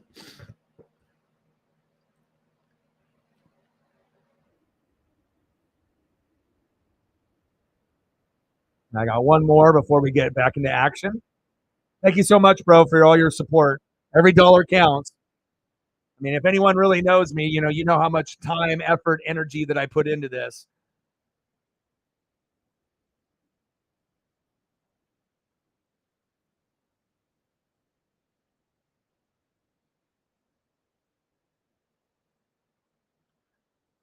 All right, come on, baby. Let's go, Kirby. We're up 2-0 now. Love it. We're winning this game. Willie Castro is up. I'm not a hater. We'll make sure we give love. Top of the fifth. 2-0 Marinez. Pitches outside. 1-1 count. George Kirby wheeling and dealing. But so is Lopez. Lopez has got 6 Ks, 4 innings pitched, 4 hits, 2 earned runs, 2 walks, 6 Ks. And Kirby, 4 innings pitched, 1 hit, no earned runs, no walks, 7 Ks. Let's get to fucking 10. Big swing and a miss. 1-2 count on Willie Castro.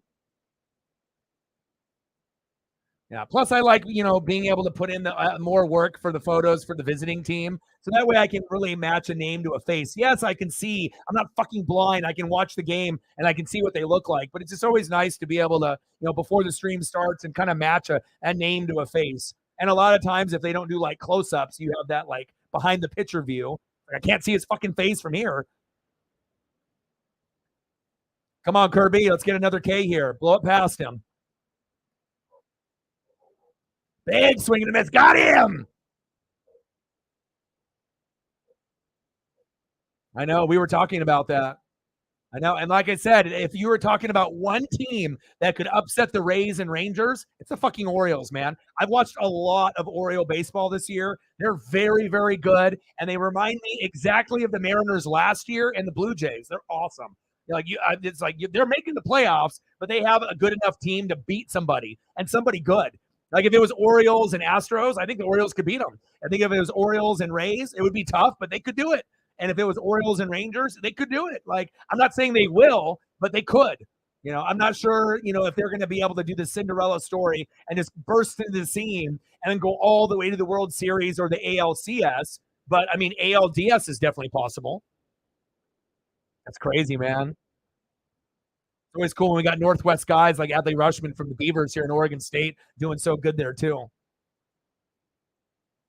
And anytime you got a guy named Gunner on the team, shit is going to be good.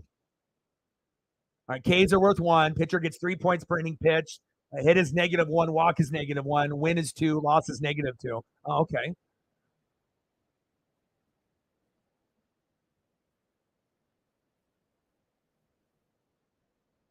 Come on, Kirby. Top of the zone for a strike. 2-2 count. Let's go, baby. Mets, and the Mets have struggled. Cardinals have struggled. Padres. Astros twice. Pirates. Wow. Reds. 3 in a row. Really? Phillies. Wow. Okay. Respect. No A's in there. No Royals. Okay. Respect. Struck him out. Kirby wheeling and dealing, baby. Yeah. We got to do the Kirby dance. Let's go, baby.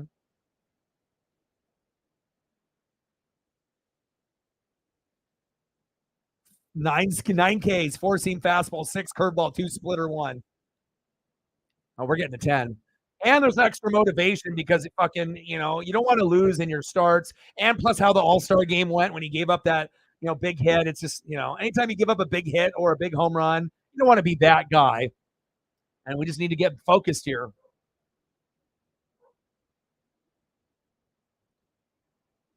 Paisley's woofing. I wonder if family is back.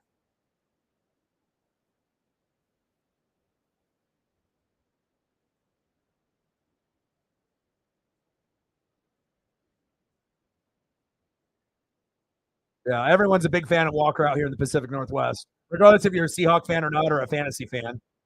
It's like Breece Hall. You know that him and Breece Hall are going to dominate and do good. All right, batter gets 1 per hit, per walk. This is for fantasy baseball. I don't play. I play fantasy football like a fucking madman, but I don't do the baseball or the basketball. Uh-oh. Fuck, right in the gap. Son of a bitch. Is that a triple? Son of a bitch, Julio. Get it. Safe at third. Nice triple for the Twins.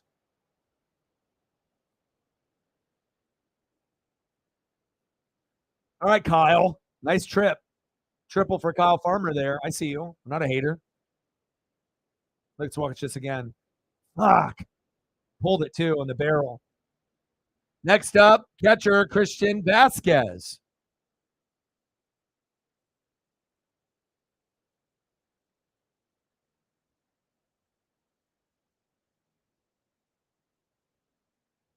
Oh, I got you, man. I haven't finished lower than third in any league I've ever been in, even the 150 buy-in. But again, I'm a psychopath. Like I know every name of every player, every that random wide receiver that's like on the Jets that no one knows. I know. It's like I'm always trying to make sure that I have 2 starting lineups: my starting lineup and my bench. My bench usually is better than I would say 70% of the starting lineups. On the leagues that I'm in, just because I try to make sure that if I have to flip it or I try to have as much depth as possible. But if my bench is better than half the league starters, I know that I'm going to be very, very good. As long as I don't have terrible matchups in the playoffs, and that's usually what gets me. I can usually end up losing only 1 or 2 times all year or go undefeated, but then it gets to the playoffs, and let's say I have Seahawk players, and then they're like Kenneth Walker, and then they're going against Niner D at the fucking championship. Great. It's like, he's been carrying me the whole year, and then I go against the Niners, and then he puts up a fucking like a 4. You know what I mean? But normally, you have guys in that type of situation. But winning in fantasy is not easy. That's facts. Popped up. Now we got to be able to hold this runner at third. Yeah, Orioles have the second lowest payroll. Only A's are lower, but the big difference is the Orioles are actually winners and they actually care about their organization. Where the A's, their fans don't even show up and they're boycotting, and the owner is an idiot.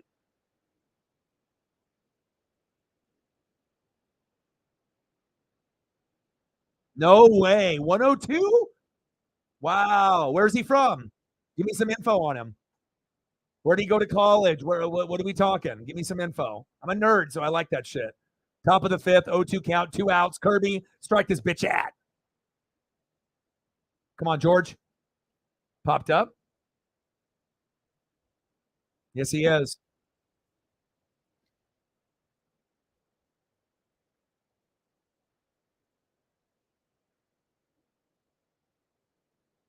I will guide you. I will show you the way of the force.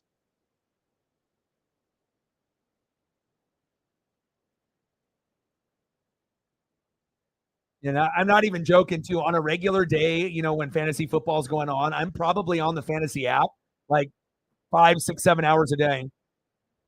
Yeah. Nice job, Julio. Make up for that last one.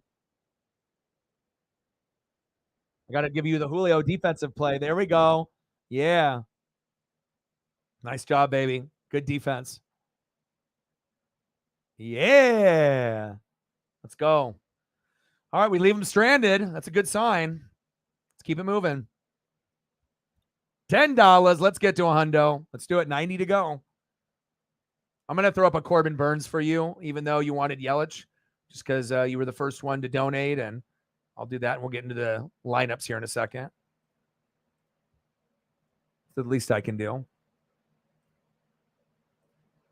I'll even throw 2 Corbin Burns for you. You got 10 Ks a day. You did a $10 dono. Now I'll get you 2 photos of Corbin. I got you. And we'll even flip the logo too.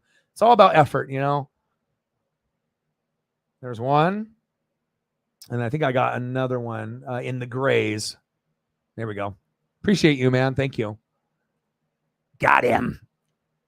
Appreciate you, brother.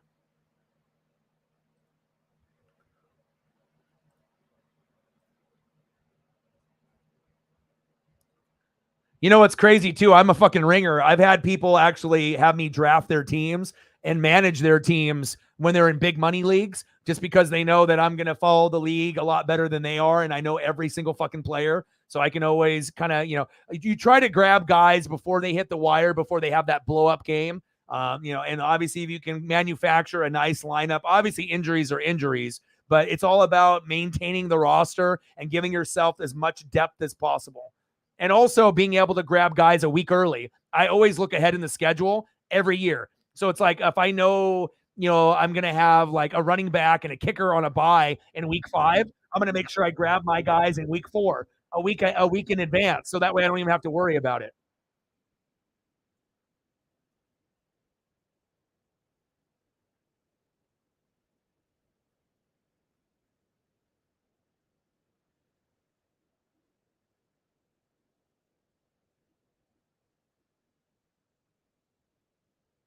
Pablo Lopez.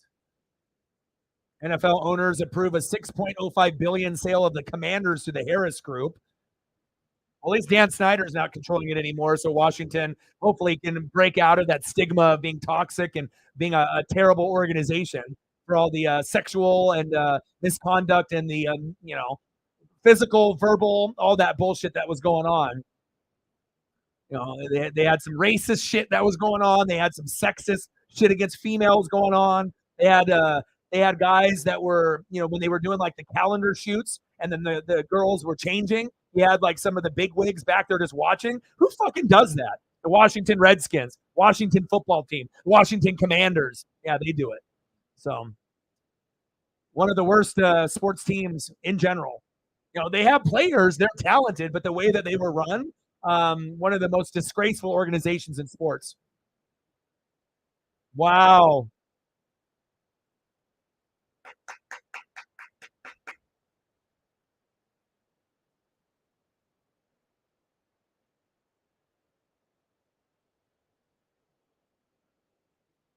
Nice job, JP.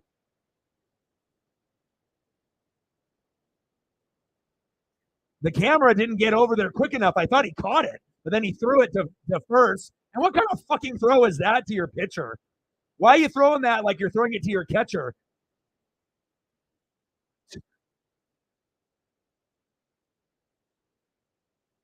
But we'll take it. Yeah. I mean, I just got to call it how I see it. It's not, any necessarily like personal vendetta. It's just, when shit is real and that's what it is, And I know a lot of the Washington fans are happy that Snyder, because obviously they all knew that until he sold the team, they weren't going to be able to go in a positive direction. And they finally did it. Now, Cowboys fans are probably thinking the same thing, except Jerry is never selling the team. He's going to have to die or, pass away. That's just the bottom line. He ain't given control. I mean, you see more of Jerry Jones than you do of McCarthy or Dan Quinn, and that's a fucking problem. Egos. If they were really serious about winning fucking Super Bowls, they would have better people in there, you know. And I'm not saying like, Jimmy Johnson was the truth. We know him from the U and what he did for the Cowboys, but they were still able to piggyback off all the talent with Barry Switzer to still end up winning. But if Barry Switzer was around now, you wouldn't be shit. He wouldn't do anything. It was really Jimmy. Double play, got one. First base too late. Got the force out at second, 2 away. Or 1 away. Excuse me. Nice job, Julio.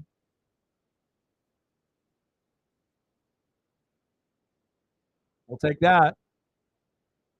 Next up, third baseman, Eugenio Suarez.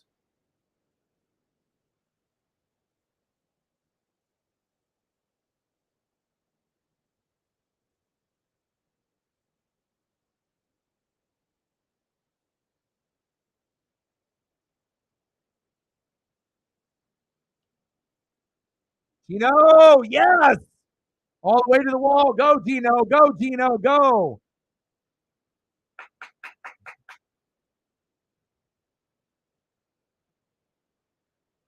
Yeah, here we go. We're about to score some more right here. Second and third. Oh, it's the chain, man. It's the chain. Nice job, Gino.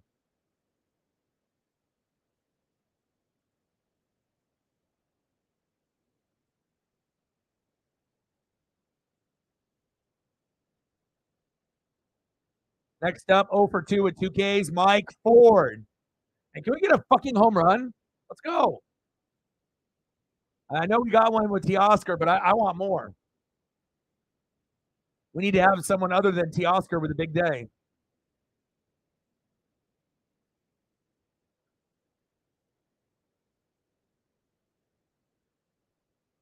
I hope they don't go. I'd be pissed if they left. I want the history. Oregon, Oregon State, Washington, Washington State will never leave. But if one of them was going to leave, it would be Oregon because of the Nike, Phil Knight, the money. But there'd be no point. We go to the Big Ten, and we're the seventh best team. Why? I mean, hell, we're already going to be like the fourth best team this year. We're not even going to be that good. I can already think USC is going to be better, even if their defense might be a little suspect. I got Caleb Williams, right? You got UW, your team, Washington, with Michael Penix Jr. You're going to be better. Utah, more than likely, will be better. Oregon State, with the Beavers, with Ugalele and what they got, will probably be better. So Oregon will probably be fourth or fifth in the Pac-12. And we probably won't make the Pac-12 championship. And I'm a Duck fan through and through. I go to the games, sit front row, behind the Duck bench. I get on TV, wear the merch, throw the gloves up in the chain. But I'm real. It's like I know unless we have Kayvon Thibodeau's and guys of that nature, and we have a couple of them, we need defense. The offense with Bo Nix will score points, and we got good running backs. We're going to be able to score points, but we can't defend. And if you don't have the proper players on defense, at some point when you play a good team that actually has some kind of defense and they can run the ball and play good D like Utah every year, you're fucked and you get your ass kicked, and that's what's happened.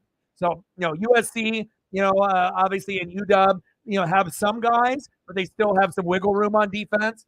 Same thing with the Beavers. But overall, I think those teams are looking like they're going to be better. If the Ducks end up being first place in the Pac-12, I will be shocked as a motherfucker. I don't see it, I don't see it, but you never know. We're no longer in the days of Chip Kelly and LaMichael James and D'Anthony Thomas and things like that. Those days are way gone. That's just not many Duck fans would be honest like that and say that. Most Duck fans are like, yeah, we're gonna win it. We're gonna go to the Rose Bowl. Try to get we're not gonna get to a fucking natty, but that's ultimately you try to get there when you're good. But when you're not good, but maybe good enough to win, the Pac-12, then you're like, oh, let's go to the Rose Bowl and maybe get our ass kicked or whatever, against Ohio State or like Michigan or something, right? But yeah, we're probably going to be somewhere between third, fourth, fifth. We'll be competing with Washington, Utah, UW, Oregon State for one of those spots there. So chain gang, baby, and I got plenty of duck chains. I got like 10 of them. And then the guy that makes them, Collegiate Art Designs, my boy Brian, he was the one that made the custom NWSF chain for me. Very cool guy. I might have him make me a custom Mariner one. Right, I could end up doing like a player face image. I could do like a Griffey, like a player image of him swinging, or maybe one of the current players, or one of the logos. Because a lot of the Mariner chains, they're foam at the bottom, but the chain is like heavy duty. I want something that's more like metal and like more heavy, like my NWSF custom chain. So, but then those are going to cost quite a bit. Like custom chains cost like $100 to $200. They're not cheap, but I like to support him, and he does great work. And he makes everything himself with his fabrication machine and whatnot. So, and it's officially licensed through the NCAA, and all his stuff is at Eugene at the Duck stores. So it's not like this guy's like, doing it out of his garage. And it's like, he's not like official, like he is official, and really cool guy. But yeah, the next one probably will be a Mariner custom chain, but I'd have to just think of like what I would want to do for, do I actually want to do the Mariner like logo, like there in the top right, or do I want to do something a little different? I'll have to think about it. Is that good? Is that good, Elliot? Do you have Mike Ford in your fantasy lineup? Well, if he did, he doesn't have him anymore. See you later. All right, end of the fifth inning.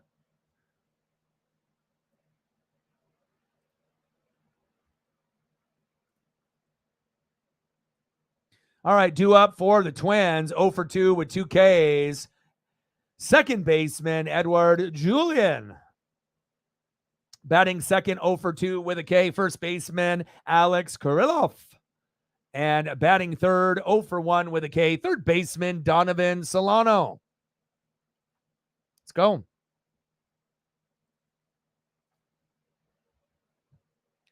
I think a Griffey silhouette one would be awesome, right? Just have it hanging from the chain and whatnot would be sick. And it doesn't, and it could be like a cartoon character kind of one, or it could be a silhouette, or I can actually use a player image, you know. Obviously, if you're going to be doing ones that are like the official logo, then you have to be careful. It has to be a little different because you don't want to have any copyright stuff, even if it's like a one of one for me. It's not like he's selling them; he's just making one for me.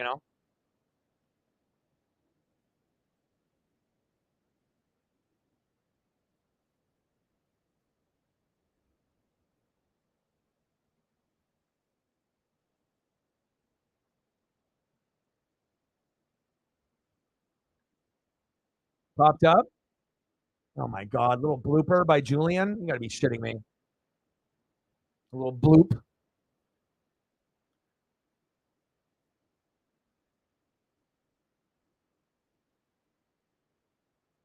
Next up, first baseman Alex Kirilloff. And it's really crazy too when I knew that we were going to win this game.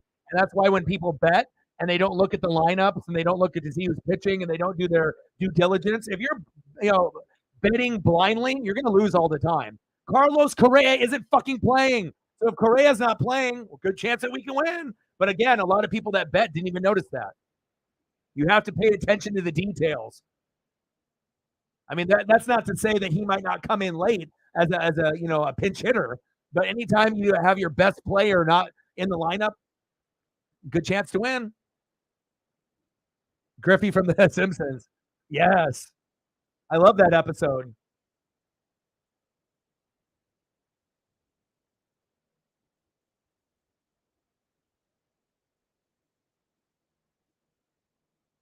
Let's go, George. Top of the sixth, 2-0, Mariners.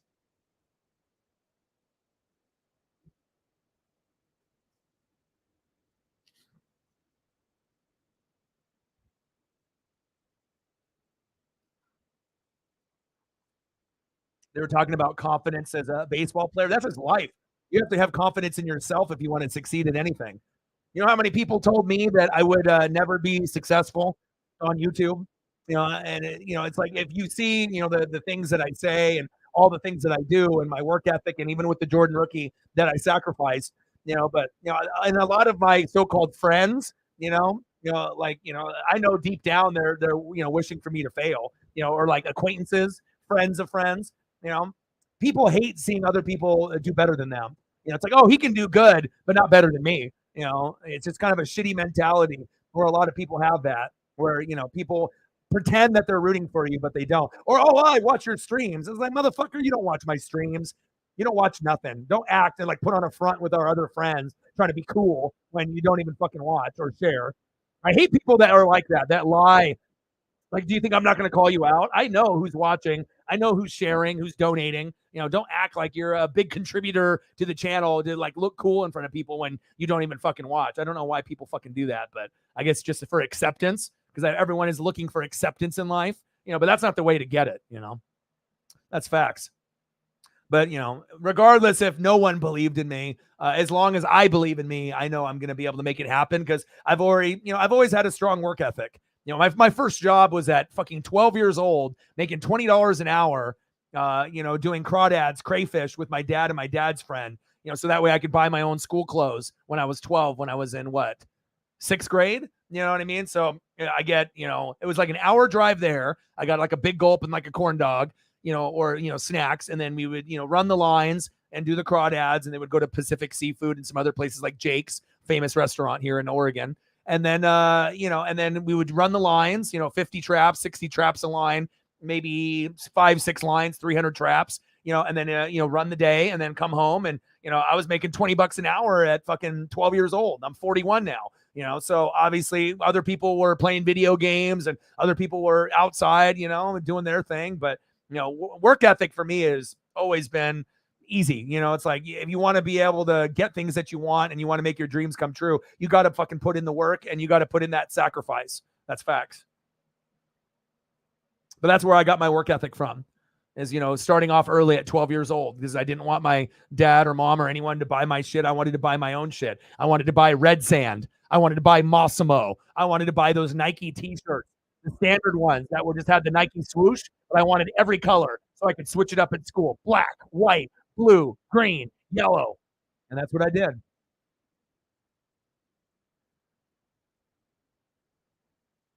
All right, baby. 0 for 2 with a K. Next up, big dumper, Cal Raleigh.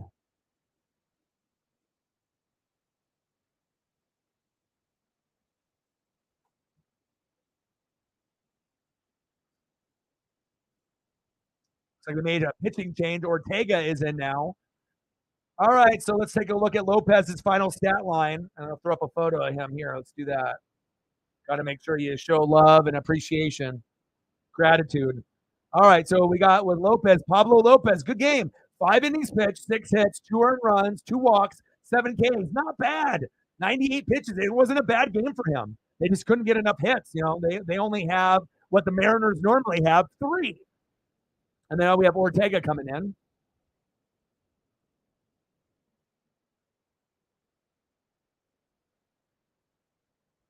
And then with the Mariners, Kirby, 6 innings pitched, 3 hits, no earned runs, no walks, 9 Ks.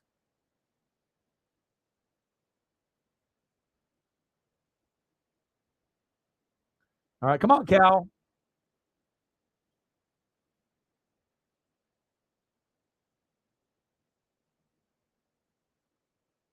Right down the middle for a strike. 1-2 count.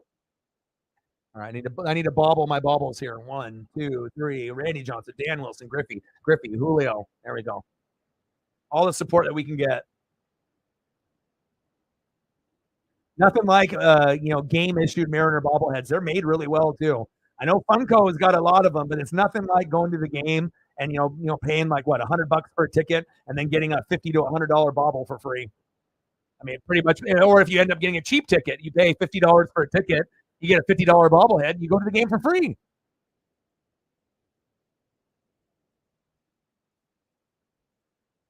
Come on, Cal.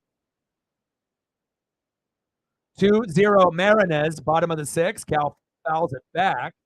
Count still stays 1-2. Teoscar's doing his job today. Cal, we need you, bud. Come on, baby. We need you to be that player that you were last year. We need you to get back to being that guy when you were hot late. Big swing and a miss. Struck him out. Come on, Cal.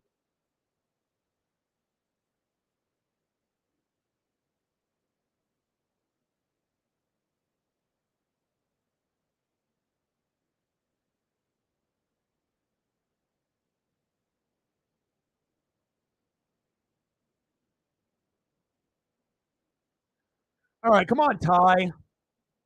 Get out of this fucking slump, please. He's due for a homer. I mean, 7 home runs at this point in the season. I mean, what are you going to end the season off with? 10? 9? Fuck.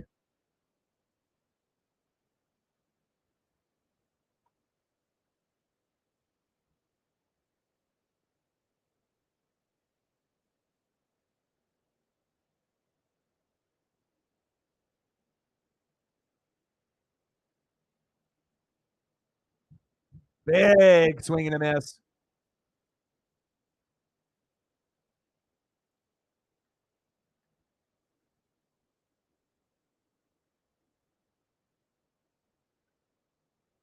Come on, France. You got to do this. Let's go. Come on now. 1-2 pitch. France will pop up to center field.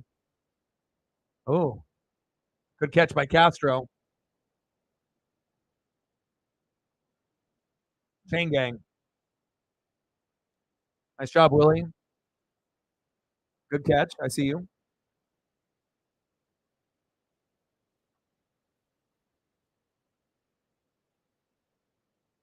All right, here we go. This is the opportunity here for Cade Marlowe to get a hit. I told y'all he wasn't going to get a hit in the first, couple at bats. There's, more than likely a strikeout.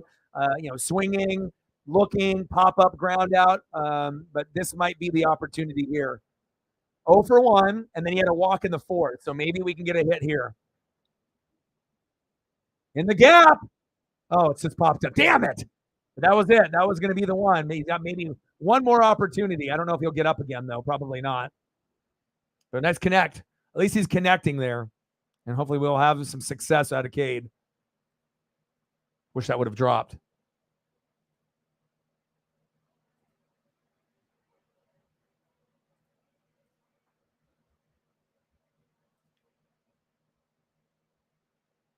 All right, next up for the Minnesota Twins. 1 for 2 with a K. Right fielder, Matt Wallner. Batting second, maybe the most overrated player in baseball. 0 for 2 with a K.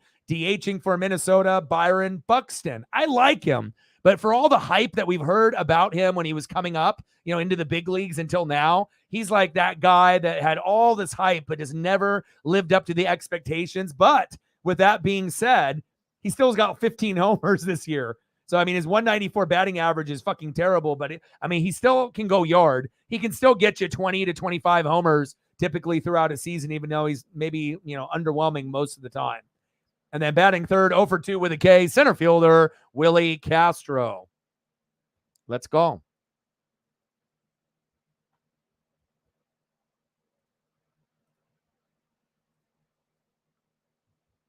Let's go, George. All right, now I got to see if they're going to make a pitching change for Seattle or not, or have Kirby keep going, have him pitch this inning, and then have him go out. It's a 3-hitter, so it doesn't mean anything. It's not like a 1-hitter situation. And let's try to get back-to-back 11 Ks. So we need to get at least 1 K, but if we can get 2 and get to 11, that would be great.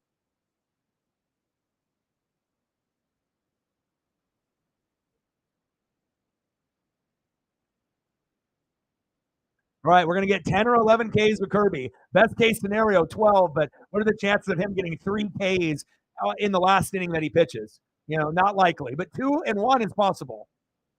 Let's go, George.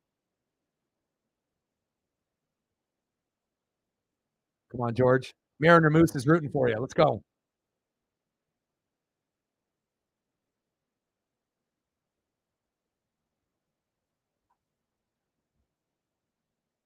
Is it? I'm looking to see what it is right now. Currently 81, and it looks like it's going to get to 88 to 90. So it looks like they made an adjustment on the weather, but it feels like 95. Sometimes I think it's with that dry heat or the humidity where you think it's like 95, but then when you actually see the temperature, it might be 5 to 10 degrees cooler, but it just feels like it. Sometimes the temperatures can be deceiving, or if you just don't have any fucking AC. 2-1 count.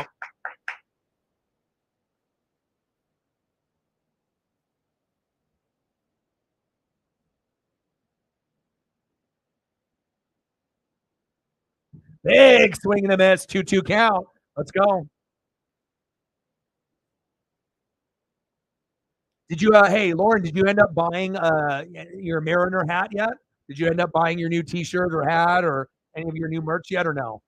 I know you were going to be like looking online to see if you were going to buy something new. The City Connects are pretty dope. I would rock one of those. I like that color. It's like we have the standard kind of dark blue, kind of looks black, look, but I like it when they mix it up, like with the hard hat that I was wearing where you have that kind of lighter blue color. Another blooper. God damn it. Fucking Wallner. Leadoff signal from Wallner.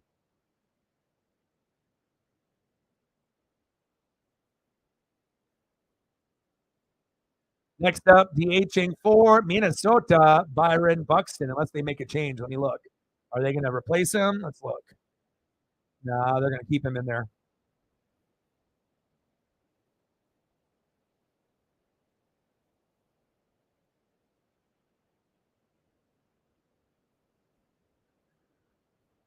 Payday's next Friday. Nice. Yeah, send me a picture, or you might post on Twitter or whatever. But send me a picture if you go out there of like what materials, and what kind of stuff that they have out there. I would be curious to see what they have in your neck of the woods. I just want to get my fucking Mariner All-Star chain and the Mariner All-Star T-shirt that my buddy got me. It's just nice when you have bros that'll do that for you. But originally I was going to go with him, but I told him, take your dad. It's like his dad's getting up there in age like my dad is. And so it's like you want to be able to make those memories. And me and Justin already went to 2 games with the Cardinals, earlier this season. So me and him usually road trip for our birthdays because our birthdays are, his is right at the end of April and mine's at the beginning of May. So we always try to go to a Mariner game at the beginning of the season and stay for a couple nights in Seattle in a nice hotel. Big swing and a miss, 1-2 count. Come on, George.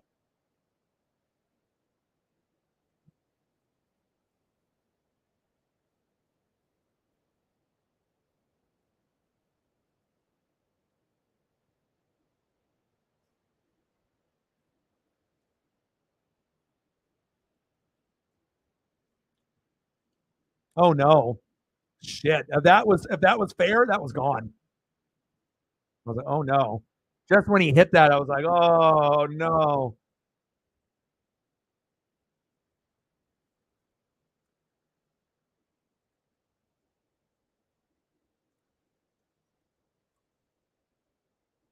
We got Brash coming in the bullpen. Woo, yeah.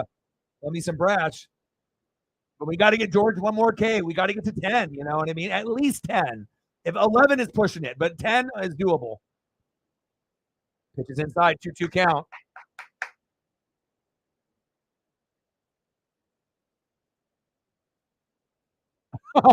Yeah. Is that what it is?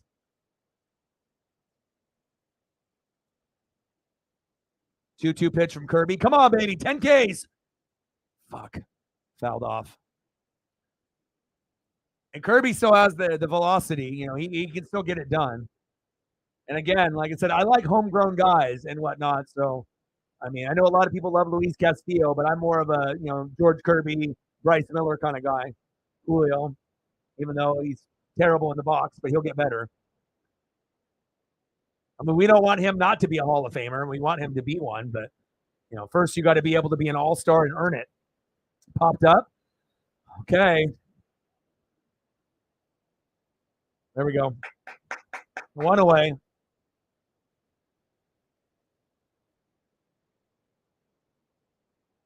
Come on, George. This is before George's start. After George gets 10 Ks. Let's go.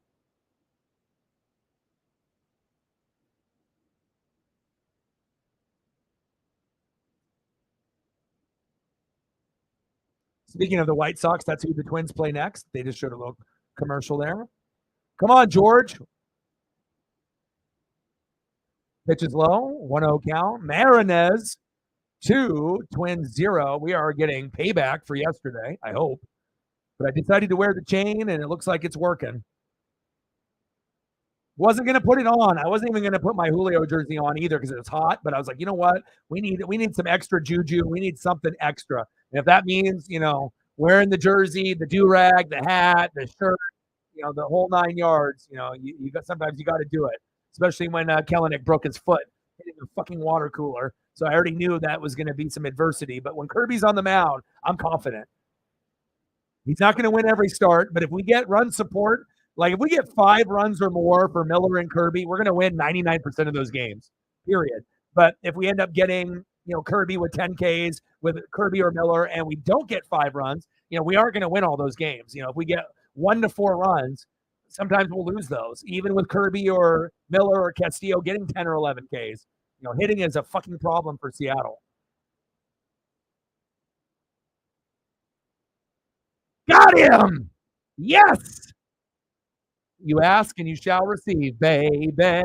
10K all day, 10K all day. He's gotten 2 Ks, and that's his career high. So if he gets 1 more, that'll be 11. And he did it just a couple weeks ago. Let's go, baby.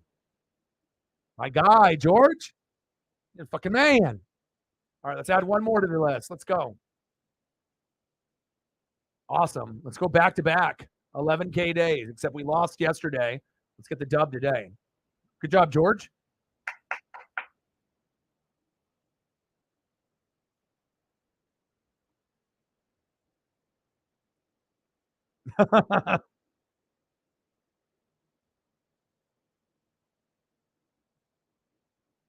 Yeah. Yeah. And like I said, you have to be able to see the fit and see how it looks. You don't want to just randomly buy a hat. Like if your hat size is like 7 3/8, and then and if sometimes the hats feel weird, you got to make sure that with jerseys and shirts, you got to be able to see how it looks.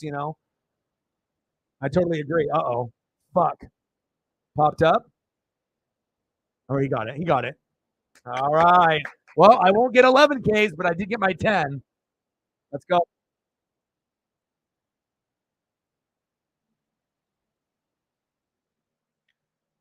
Yeah, one more K for his career high, and he tied his career high and got 10Ks just a few weeks ago. Elliott's on it.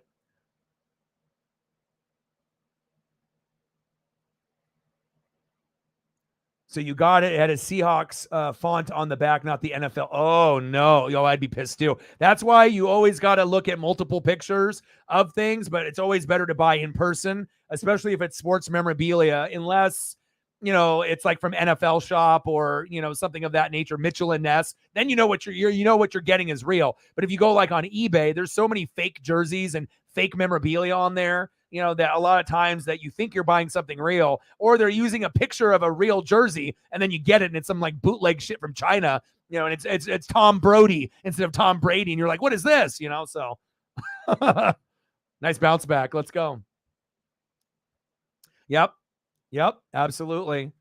And same thing with shoes. Sometimes the different materials, if it's like a snapback or if it's a trucker hat or if it's a pro back hat, it's like shoes as well. Adidas and Nike don't fit the same. Some of them are wider, some of them are slimmer. So it's like you can be a size 10 like me, the most common size, but just because I fit a size 10 in some Nike Air Vapor Max, if I'm going to do Air Jordans or if I'm going to go to some like Reeboks or something else, I might have to go 10 and a half, sometimes, or maybe even like an 11, depending on, what I'm wearing with socks, like no-show socks and whatnot. So I think everyone kind of goes through that. Everyone has made a mistake, from time to time, but you have to learn from it so that way that it doesn't happen again. So,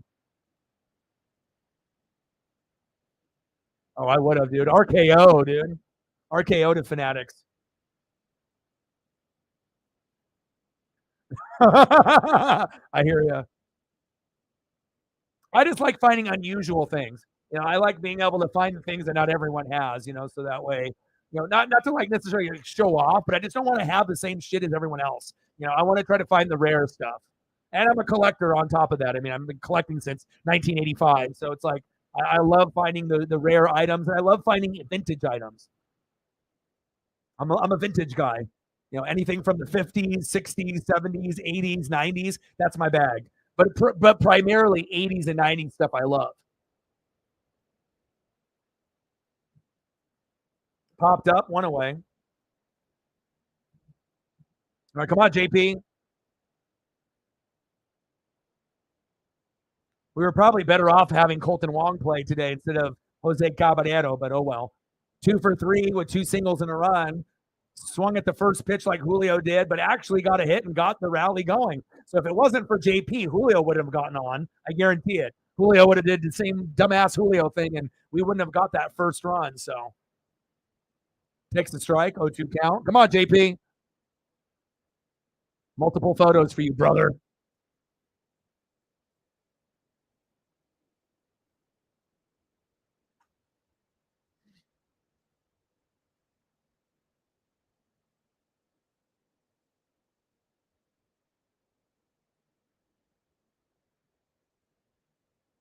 Ah, like Mace, yeah. The only shitty thing though, about pro back hats is that they shrink. Like you don't wash them. Either your head shrinks, right, or the hat shrinks. And then like you wear it and you sweat, and then all of a sudden the hat feels good, and then it either is too big or it's too small. Normally it gets too small, and then it ends up looking like a fucking yarmulke on your head. And you're like, what the fuck is this? You're like, this hat is supposed to be like. And then I remember when I could buy a pro back hat for $20. Now some of them are like 40 or 50. Like, fuck. I'm not fucking lifestyles in the rich and famous. $50 for a fucking hat? Wild, man. Like Mace, M-A $E. Can't stop, won't stop. Harlem World. I still got that album on CD.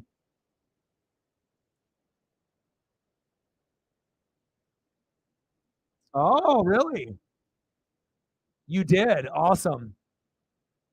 I got a few people that try to go. I live in Oregon, so a lot of the people don't love the Mariners as much as me, except for like my little small clique of people like me and Duffel Bag Boys, me and Jay Graves and a few others. But I do have a few that will try to go up there for Rainiers and we have the Hillsboro Hops and stuff. So there, baseball is very prevalent here in the Pacific Northwest, whether it's single A, high A. So is that what they call it now? So single A now is high A instead of single A, and then they have double A and triple A. What's the whole point of saying something? Or is there still single A and then high A is above single A? Is that how it goes now? You know what I mean? It's like, just keep it the fucking same like back in the day. It's like the NBA, Team Giannis and Team LeBron. Single A, double A, triple A, fucking pros. I don't need to see fucking Team Giannis and Team LeBron, dumbasses. They changed everything for fucking the worst, It's like sometimes having the history for sports is better.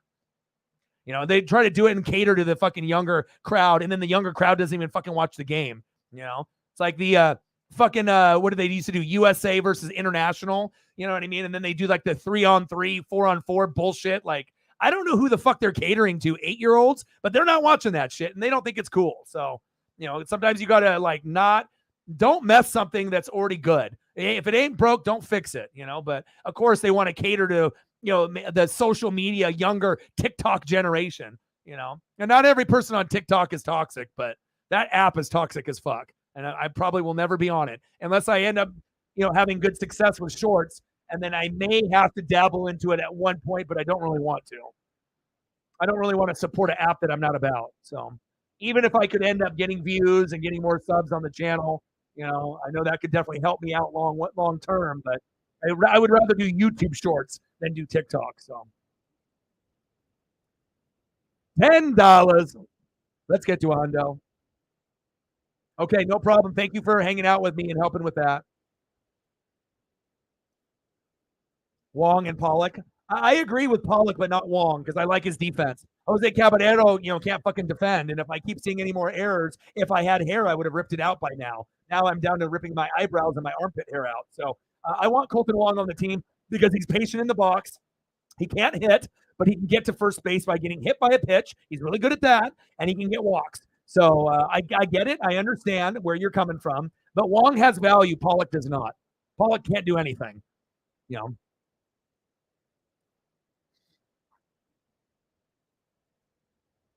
Yeah. But also, you follow the Blue Jays up there. That's going to be the primary team that you and the people up there will be supporting the Blue Jays, and Blue Jays are going to be everywhere. And then obviously with the rivalry that we had last year, I imagine a lot of Blue Jay fans will talk shit about the Seattle Mariners just because we have a rivalry now. We ended up beating the Blue Jays, and the matchups have actually been very, very entertaining. And we're two up and coming young teams coming up kind of at the same time. So. So I imagine anyone that lives in Canada wearing anything other than the Blue Jays will get, shit talked to, I would assume. So unless you actually are from Seattle or the Pacific Northwest and you moved up there, then maybe some of those people would give you a free pass, but I get it.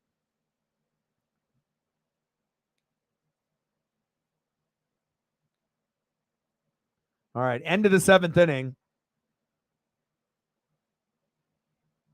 Let's go to the lineups. All right, baby.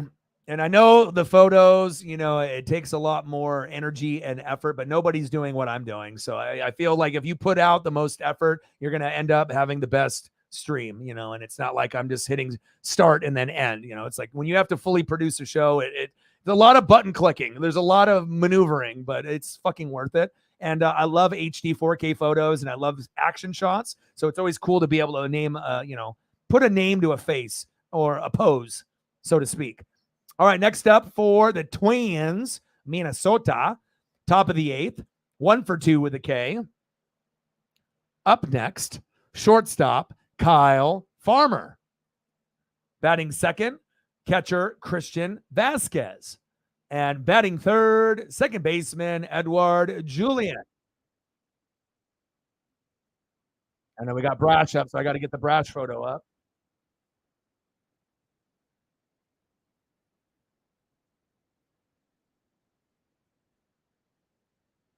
Someone got tossed?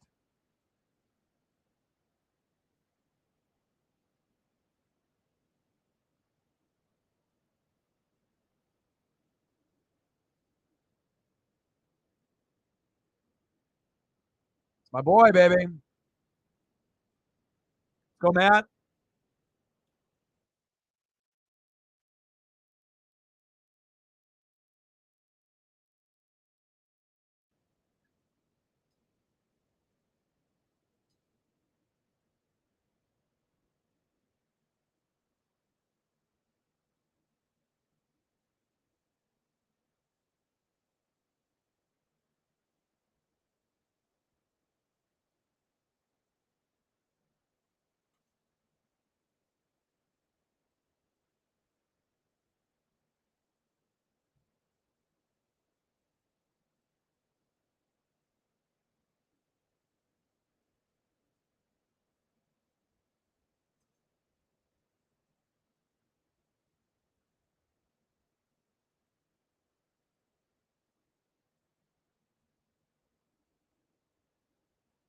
One earned run in the last 15 appearances. Is that good? Someone let me know if that's good. One earned run in the last 15 appearances. Is that good?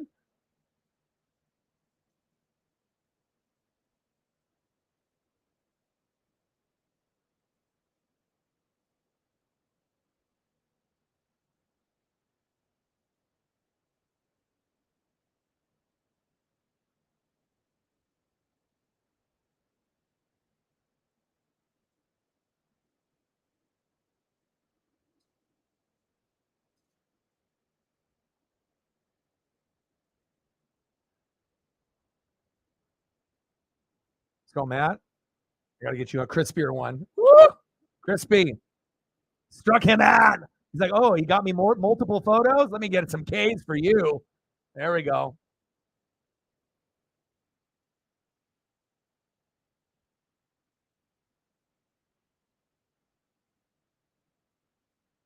Maybe I'm just, I think the Caballero ones have been more recent, so maybe that's why I'm more irritated with him.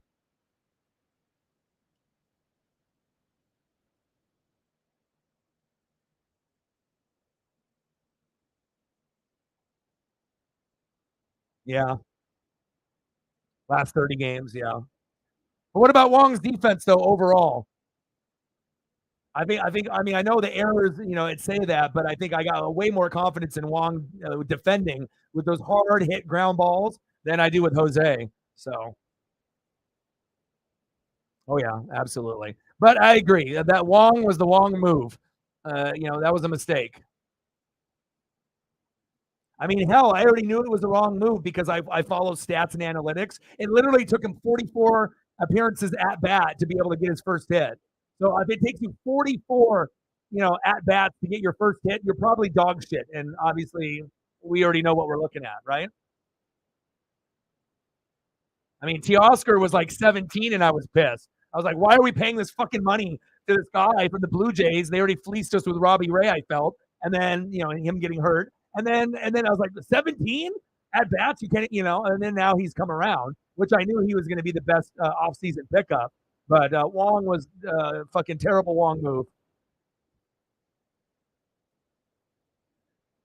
Yeah, you're right. Yeah, we're winning the game. We got this. We got it, Randy. Yeah, we've been in control the whole game. Kirby 10Ks, and then the number one thing is when you bet, you got to look at the lineups. Carlos Correa wasn't in the lineup, so I already knew we were winning this game today. Plus, we had an emotional loss yesterday, and Kelenic broke his foot kicking a cooler yesterday. So we're emotional right now, and when you have someone that's motivated like a Kirby or a Miller, you're going to get the dub. 9 times out of 10 in that situation. So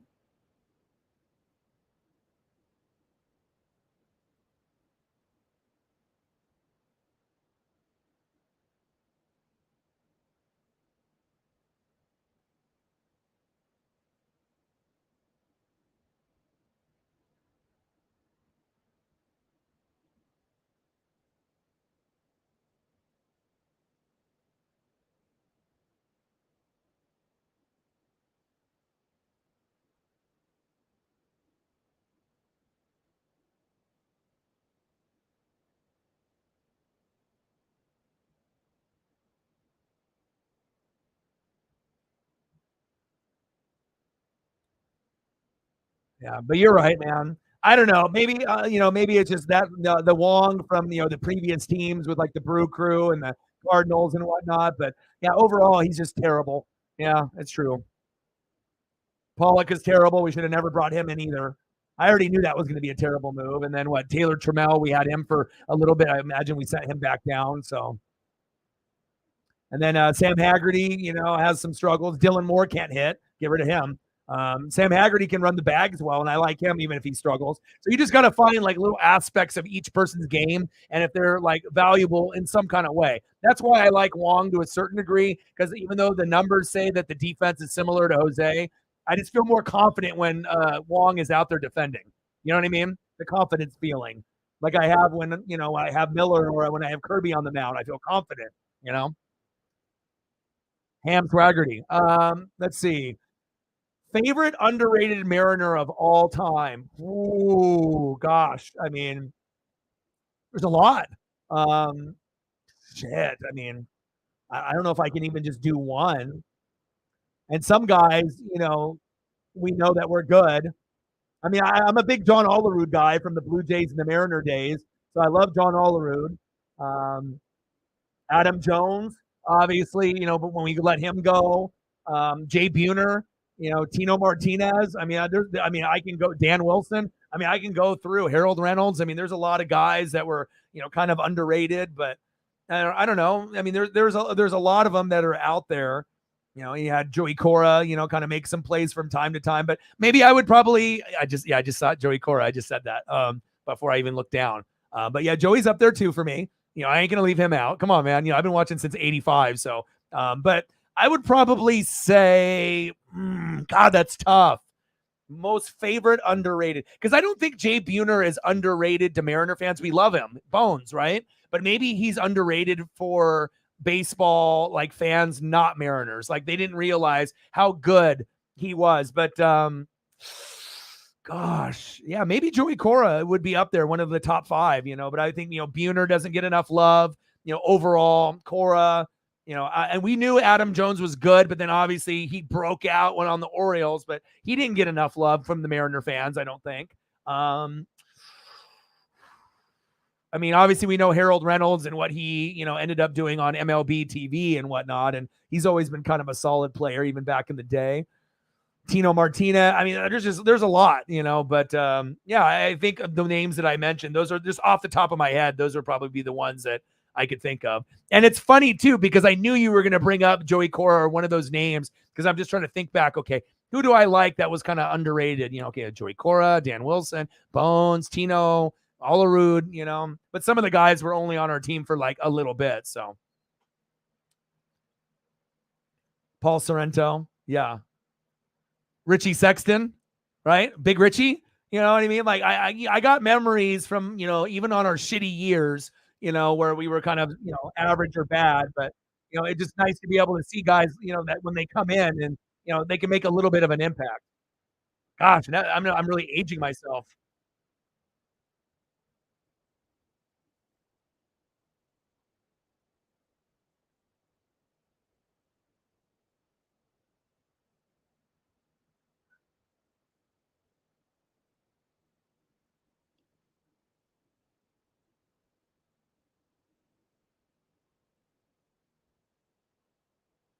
Here we go, Suarez. My buddy's just messaging me, one of my really good buddies, asking me how the move-in went, and I told him I got Paisley and everything. So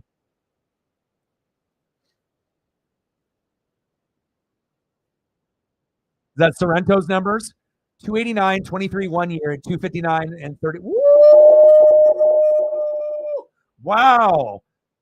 See, that's why I like having people like you in the room, because sometimes, it's like you remember that, and other times you remember that they were pretty good, and then you look up the stats and you're like, holy shit, I knew he was good, but I didn't know he was that good. Wow. Come on, Ford. Ford is due for a cheap homer here at the end, but I don't know if we're going to get it today. It's been off.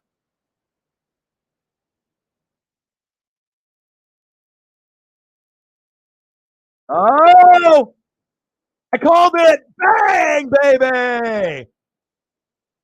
ESP, dude. What can I say? I was like, Mike Ford, it's time for a home run. The sports gods are like, well, O-Dog's right. Boom, you're 0 for 3. You're striking out looking like shit. Bye, bye, bye, bye, bye, bye, bye, bye, bye. No more Ks. Isn't that creepy? I don't know, man. I don't know. Fuck. I don't know. It just, sometimes it happens like that. You know what I mean? You just say it and then it happens. I'll take it. And especially when you watch baseball every day, you just know, he was due. And I just so happens that I said that he was due for a homer, and 5 seconds later he homered. I love it.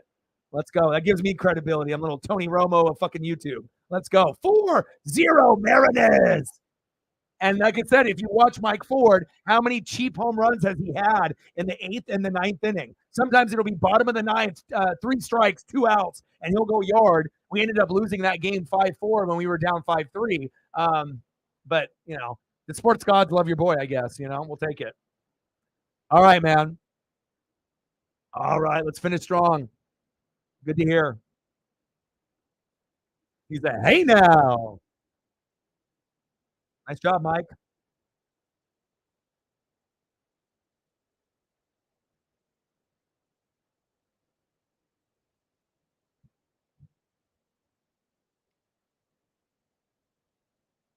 Big swing and a miss. Struck him out.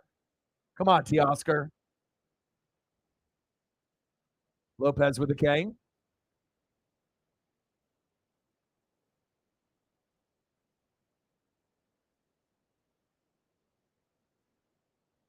Next up, 0 for 3 with 2 Ks. Big dumper, Cal Raleigh.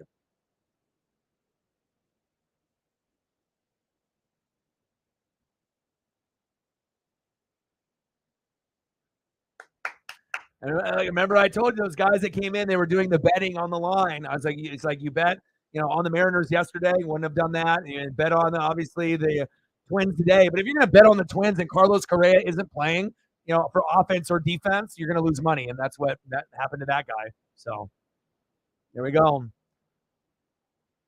Nice bounce back game. The sports gods are like, oh, this motherfucker is wearing the chain and this big ass heat. We're winning the game for him. Let's go. Nice bounce back. Come on, Cal. Big swing and a miss. 2-2 count.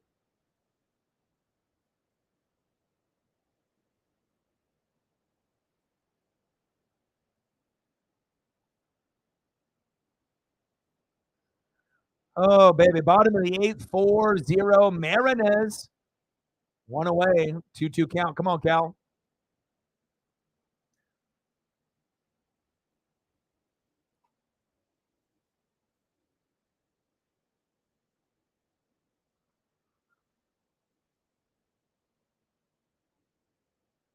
Wow.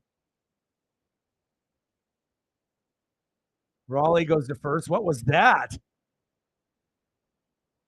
Are we trying to injure him or what? Jesus.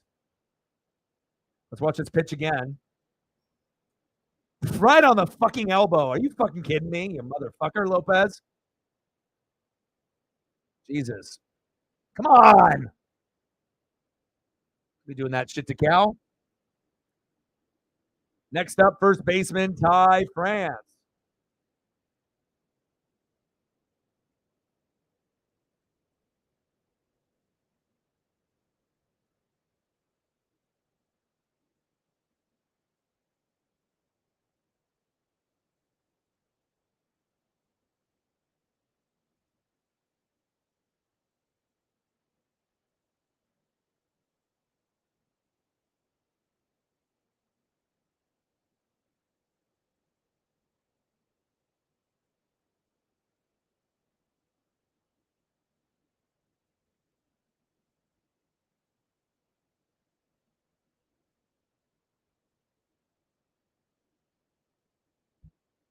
And then he just hit Ty France.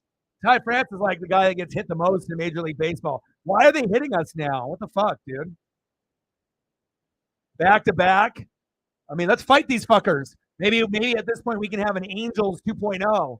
Fucking charge it. It's not like Ty France is doing shit anyways. Fucking charge them out and fucking punch this guy in the mouth. Come on, man.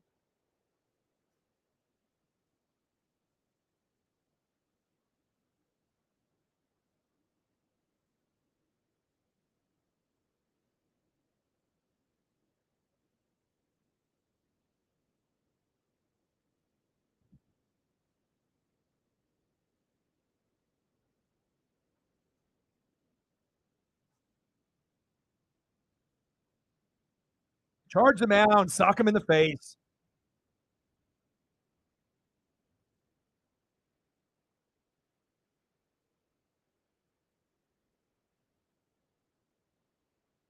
Shep, my boy, how are you? What's good, brother? I'm good. How are you? I had to send you that Falcon helmet. Yeah, I'm always sending things, to people if I, have you on like Instagram or Twitter when I see something regarding your team and whatnot.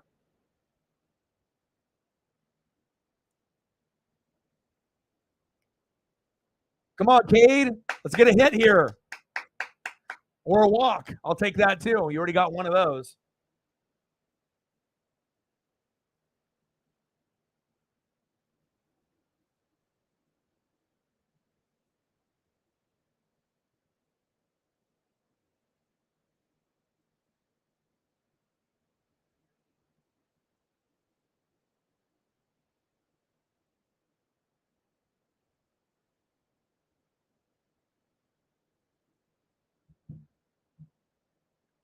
Which is high and outside, 2-2 count for our Jared Kelenic replacement,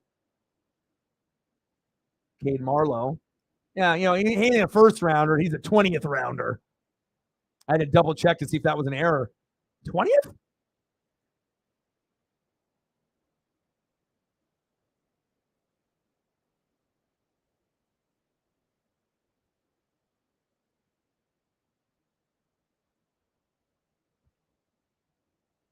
Or gelato?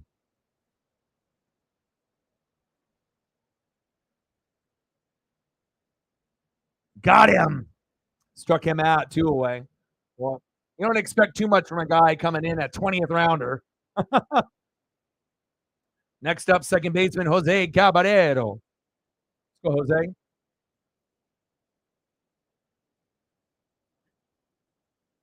Yeah, Mariners had an early game, so I figured that I would do it since Kirby's pitching. And normally I'll stream from like 5, 6, 7 p.m. But if I didn't do the Mariner game and just watched it, I would have had to do like the A's and the Astros. And just thinking of doing that matchup makes me want to throw up. So I figured, I would have rather done like a freestyle stream in that case instead of do that game. But the numbers on the freestyles aren't as high as they were last year, so I tried to just stick to games. But we'll get back to doing the games on a different time. It just depends because we have Twins, Blue Jays, and then Twins again. So, but I hope that you're doing good. Did he hit Hosea also? 3 hit at batters to charge the mound and hit this guy. 3 batters that are hit. Go and sock this guy. Get the fuck out of here.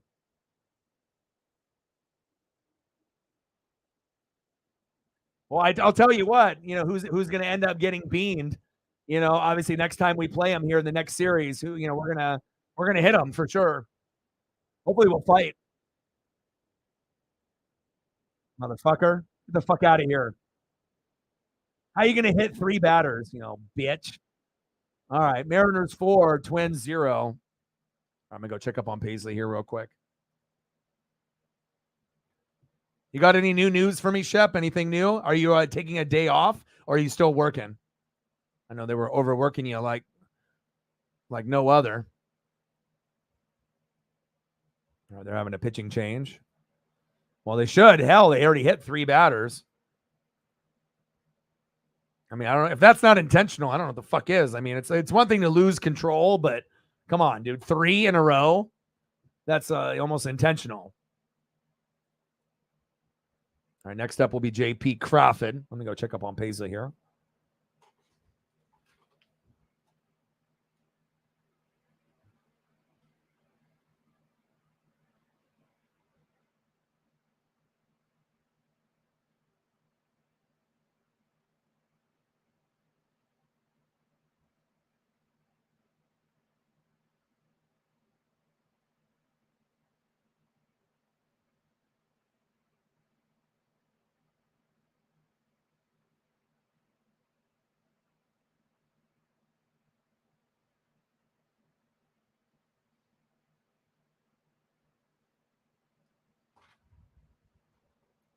All right, I'm back.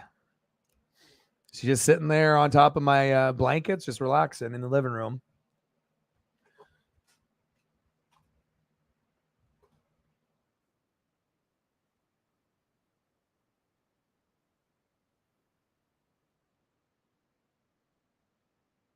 All right, next up for the Mariners, 2 for 4, a run and a K, J.P. Crawford.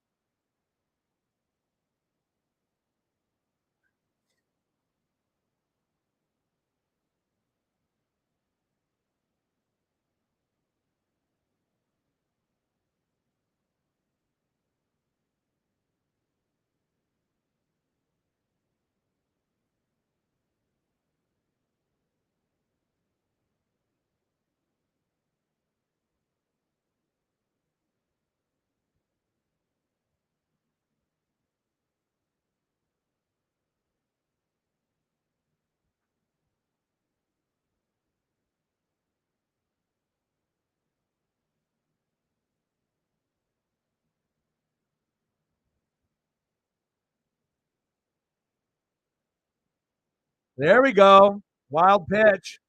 5-0 Mariners. Let's go.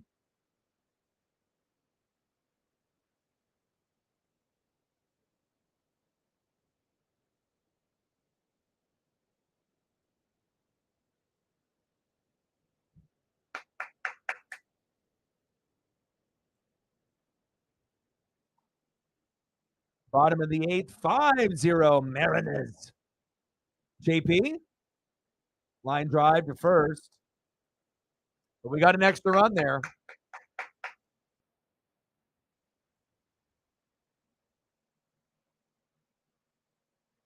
All right, time for Seawald. All right, I got to add that new Matt Brash. I got to add this to the Mariner file so we can use this one again. I like that one.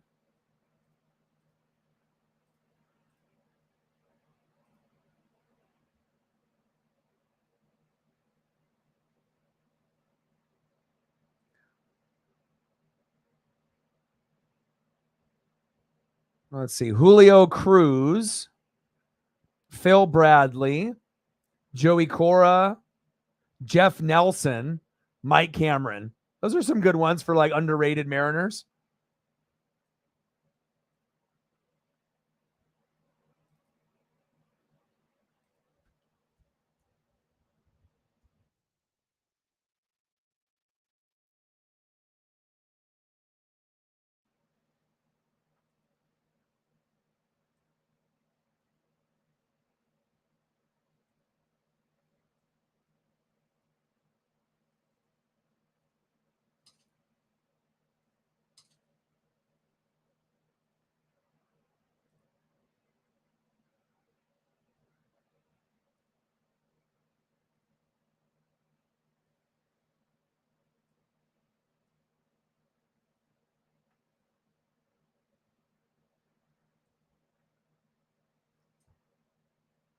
Where are you at, Paul? There we go. Got to get a new one.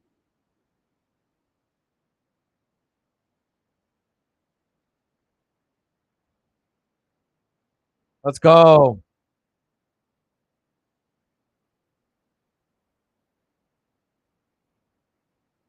Five runs. Remember, we talked about that. It's the magic number. Over 5 hits, over 5 runs. Let's go. Appreciate you. $5 holla. Bang, bang, bang. Boom, boom, boom. Bang, bang. $5 holla. Thank you, man. I appreciate you. Let me know what you want to see for photos, and I got you. 15. Let's get to a hundo.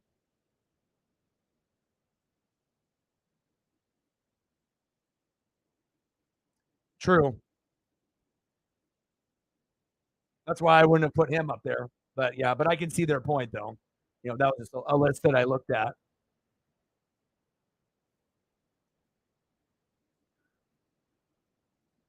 Yeah, what's going on, Shep? You got some other shit going on in your life, or is it just being overworked, working days and nights? I mean, Shep works, like all day, a couple hours later, and then does like a night shift. I mean, he's just grinding, grinding, grinding. especially when you work from like airport to airport. Big swing and a miss. Some Paul Sorrento. Great choice.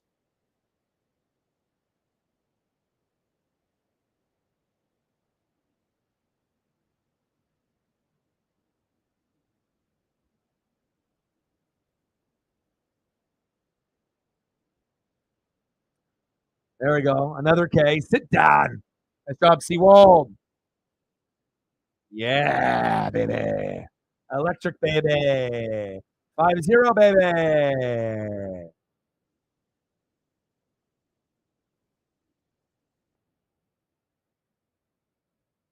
Solano is up next.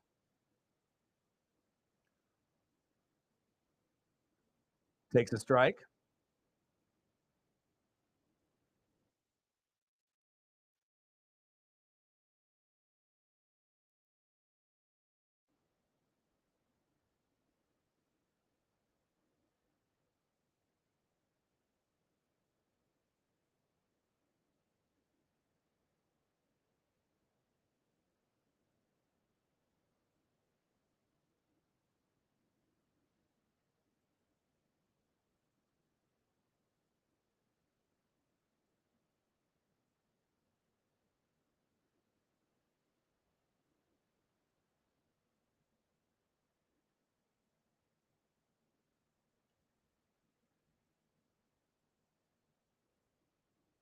Blooper.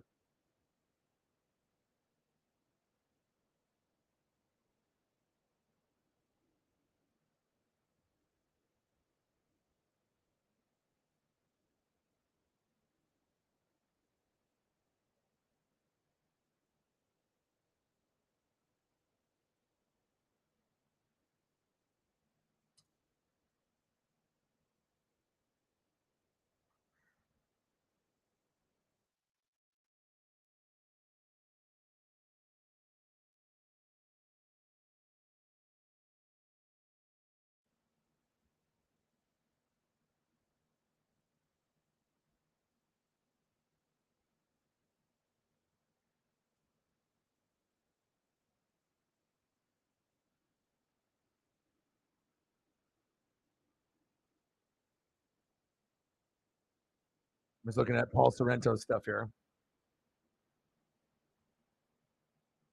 5-0 Marinez. 1 out, runner at first, 0-2 count. Chopper to first. Force out at second, 2 away. Wow, look at the upper deck. Man, that seems like such a long time ago.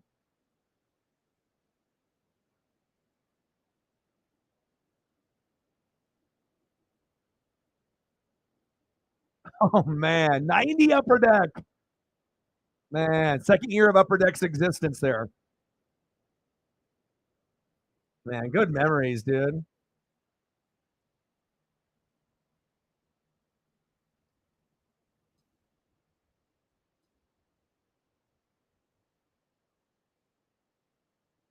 Mr. Williams in the building. What's good? How are you?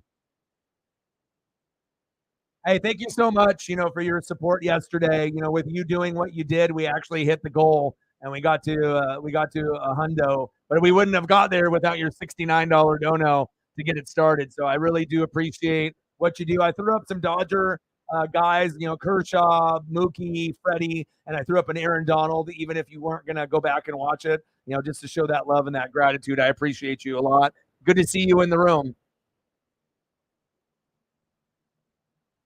Yeah, bro. Yeah. You need to be able to talk to them and figure something out, man. That's just you're getting too overworked. It's good to have you guys in the room together too, because I don't think we've had the two of you in the room in a minute.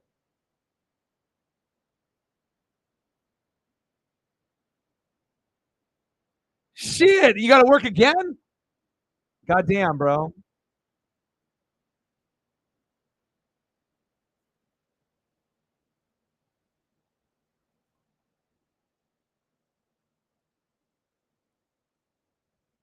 You said all the big dollars. Well, when you have dreams and goals, sometimes you make nothing. Yeah, you know what I mean. But as far as me, but you got to keep going. You're going to have good days, and obviously nothing's guaranteed, especially when it's just donations. You know what I mean. So it can be a little stressful, and then working through a company, and whatnot. But we got great people in the room like you two, and I really do appreciate all that you guys have done for me. But I'll tell you, it definitely no fun, when you grind it out and you spend an hour prepping with the photos and you do the thumbnail and you grind for 3-4 hours and you sit at 0 or 5. Not really a great feeling. Got him, and that's the final, baby. Mr. Williams with a dono. Thank you so much, man. $69 dono yesterday. He said, let me match it and do it again. Thank you so much, man. I appreciate you.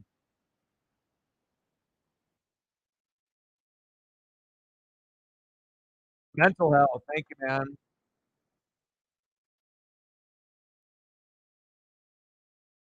Absolutely. It's just good to have you guys. And I know you two work a lot. You guys are kind of on the similar schedule where you guys are working, working, working, working. It's kind of ironic that you guys are both in here at the same time.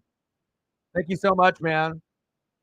I appreciate you. Anything that you want to see photo wise? The game ended, but I'm going to stay on here probably for another like 15 minutes. I don't really know how long you have or Shep have. I know you guys probably have to dip and go. But I do appreciate you guys very, very much. And let me know what you're wanting to see for photos. If there's anything, we could do food or anything else. And I got you. Bang, bang, bang. Boom, boom, boom. Stacks on stacks, racks on racks. Cactus Jack. Bang, bang. $69 dono yesterday. $69 dono today. Thank you, man. I appreciate you. It means a lot, like I said, because, we did have a little string of, zeros and fives, and that's not a great feeling. But then, you just know that eventually that things will turn around. So thank you so much, man. Some Ohtani, yes. How was that baseball game that you ended up going to? I know you briefly talked about it with me on Instagram on the message and whatnot, but I wanted to make sure I messaged you when you went or before you went, unless plans change, but I figured that you ended up going. So, and shout out to Reflect with the Paul Sorrento with the dono there. I got an autograph Paul Sorrento I was going to throw up for you too. One sec.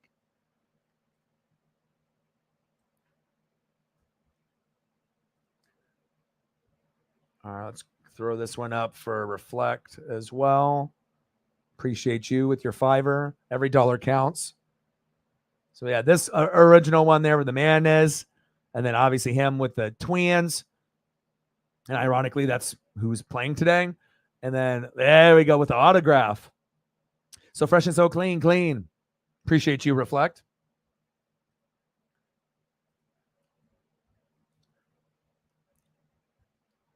Ohtani, okay.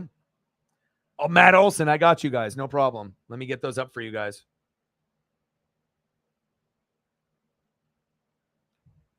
All right, let me turn this off here. So Shep, Mr. Williams, do you guys watch Mayans MC? It's like Sons of Anarchy, but it's like the Latino biker gang. It just fucking the season finale or series finale was yesterday. Oh my god. Crazy, crazy, crazy, crazy shit.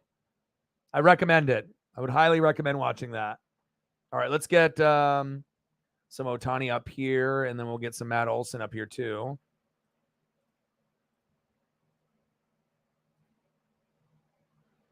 Showtime.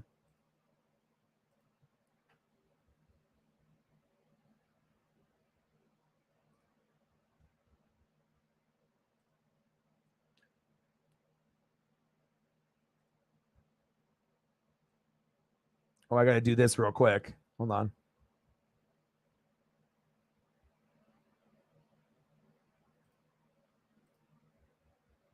I'm going to flip it back to the Mariners.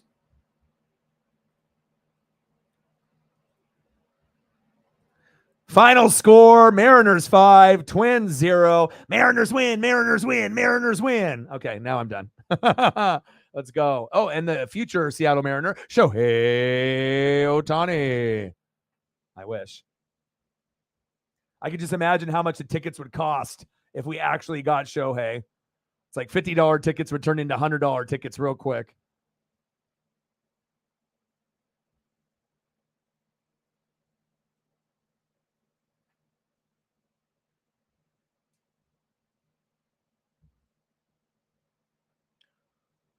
MVP Shohei Ohtani. Well, you could have already crowned him the MVP like 2 months ago. That's how good he's been. I might have to add a Shohei Ohtani ball to my collection at some point, especially if he comes to the Mariners. I imagine I could probably get one too.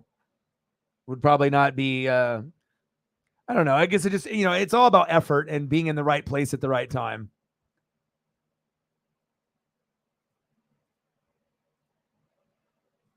Showtime.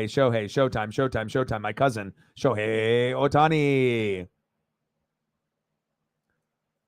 And it's funny too, because like my mom's name is Mitani and Osaka. Cousins, baby.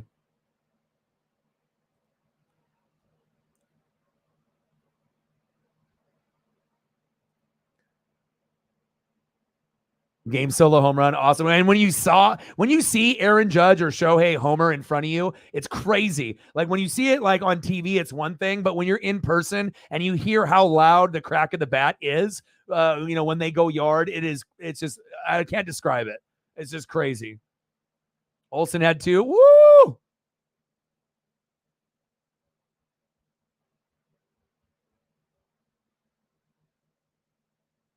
Yes, I watched that too. The Bear is very good. I watched season 1 and season 2 in a matter of like 3 days. Very, very good. It's Lip from Shameless. So obviously, and it's not just him. It's Richie. It's everyone. The whole cast of that fucking show is awesome. 84 doll hairs. 35 for Ohtani, 32 for Matt. Woo, baby.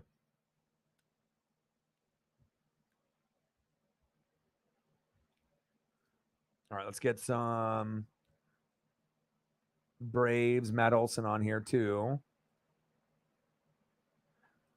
And I think at any point, if you were like, I wish we had Freddie Freeman back. I think at this point, it doesn't matter. Like, you had Freddie for as long as you did. It would be really cool if he was still there. But, now you got someone that's just, on that same level, but younger. So it ended up working out for both teams. All right, I got to delete some of these Shoheis. It says I have too much Showtime. Showtime? We got too many photos here. Got to delete some, make room for some others.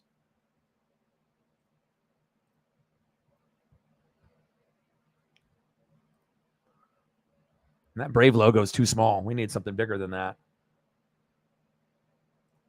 There we go. That other Brave one's getting deleted. Too small. It's got to be a nice size logo there. Yeah, Meadows. He said, wappa, wappa. I got 1 home run. Wappa. I got 2 home runs. That's what he's doing right there. Wappa, wappa.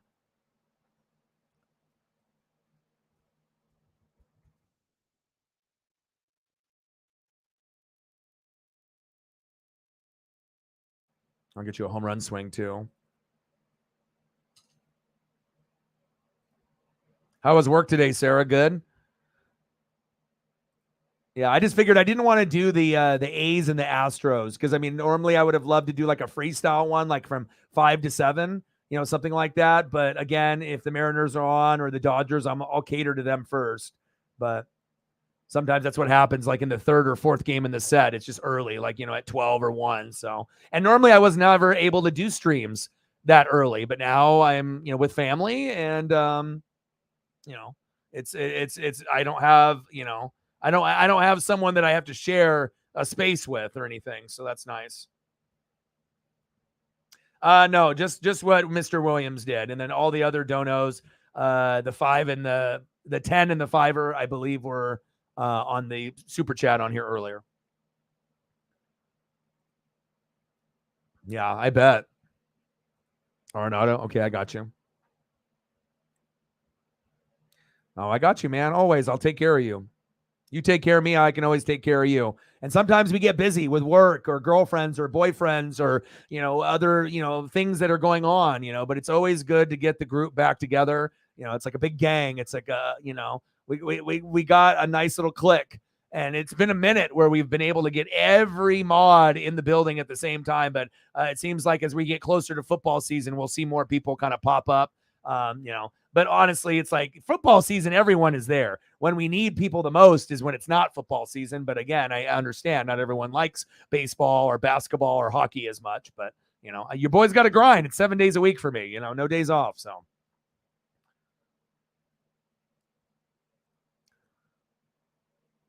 I agree 100%. Slow at work. And me and Paisley already went for a long walk this morning. So, but I tried to go twice, and it was crazy. I ended up visiting like my elementary school, and I haven't been there in fucking like 30 plus years. It was crazy. I remember where I played wall ball. I remember where I fucking used to fuck people up at basketball, the jogathon, like peeking into the classrooms. I mean, it was like super nostalgic going back there, and just being able to go there with Paisley was very, very cool. $2 holla. Appreciate you. Bang, bang, bang, boom, boom, boom. Bang, bang, $2 holla. Thank you so much. 95 feels like 116. Wow, I was about to say it's like almost 90, and it feels like 95 to 100 here. What do you want to see for, you want the Arenado with the dono? Okay, I got you with that.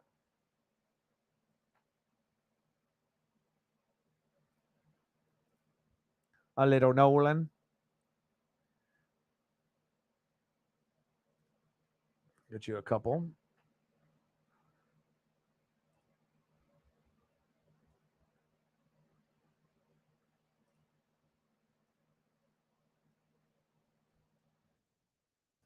But I'm going to go to Petco and get some stuff for Paisley. Paisley is the number one.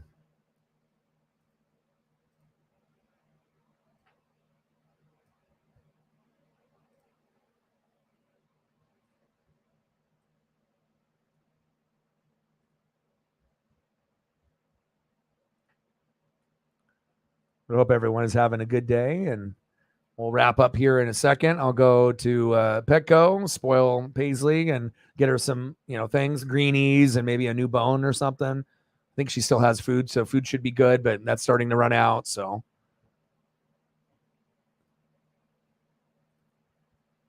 appreciate you. And I think I got one more. Where's the other one at?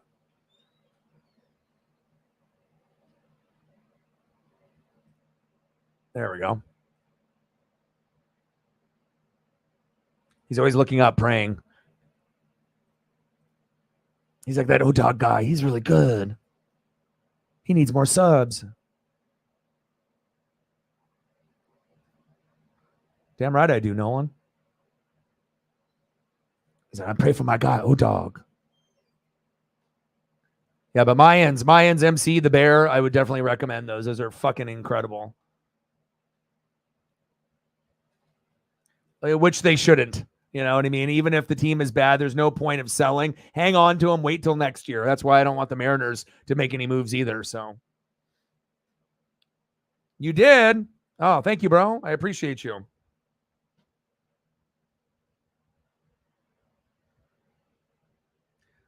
Mr. Williams and Sarah and Shep, $20 holla. Thank you, man. Thank you so much. I appreciate you. Every dollar counts. I know how hard you work. You need to get some rest, but it's always good that when I can have you come in and say hello, regardless if you can donate or not. You obviously know donos are needed and appreciated, but sometimes, you got to take care of you. So I totally get that. Man, I appreciate you very much. $20 dono. What do you want to see? You got anything specific? I mean, I got you your Olsen. You got another player you want me to throw up? I got you. Oh, bang, bang, bang.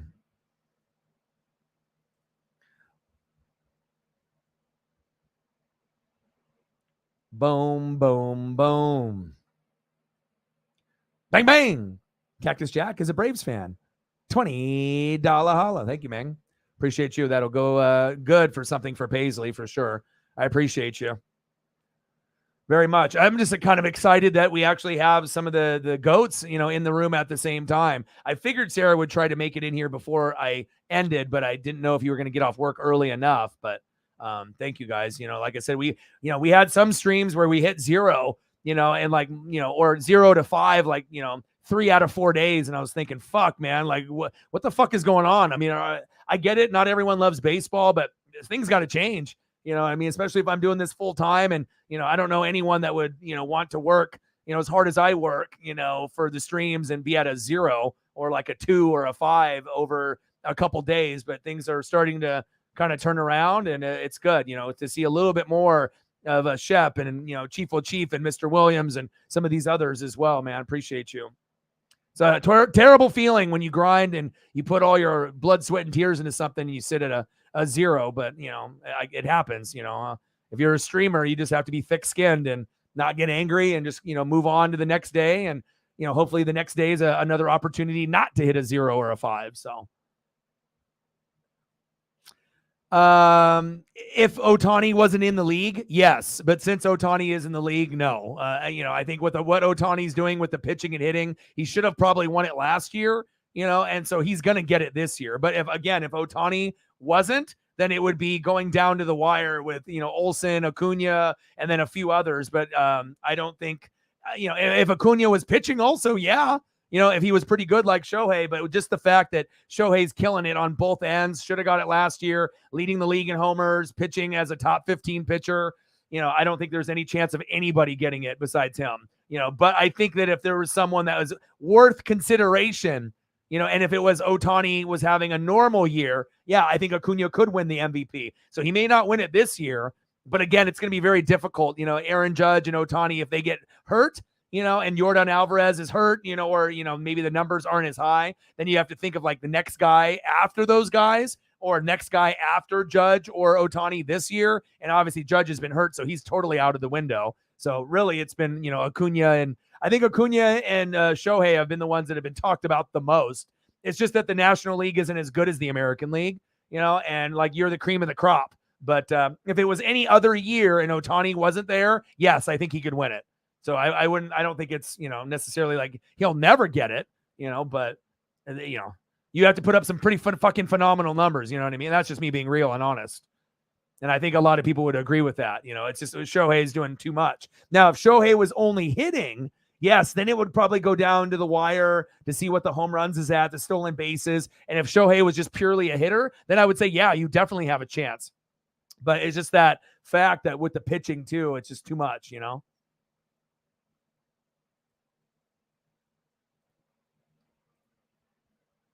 You get a couple photos here for you. Woo!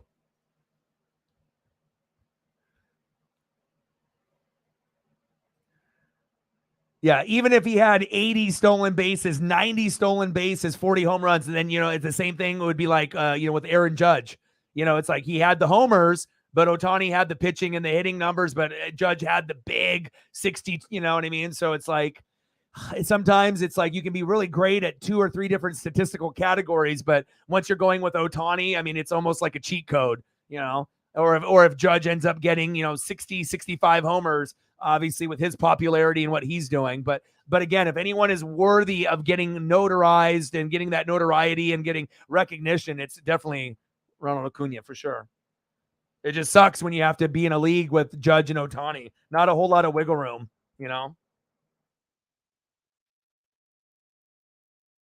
I mean, shit, he could probably get 100 stolen bags and still not get it. Nothing against him. It's just, you know what I mean? 50 homers, 100 stolen bags. But if Ohtani's leading the, league in homers and he's, a top 15 pitcher, it's hard to argue that you're going to put that over that. You know what I mean? But again, if you don't end up getting the MVP and you win the World Series and he's World Series MVP, what's more important? Regular season MVP or World Series, champion? I think we know the answer to that.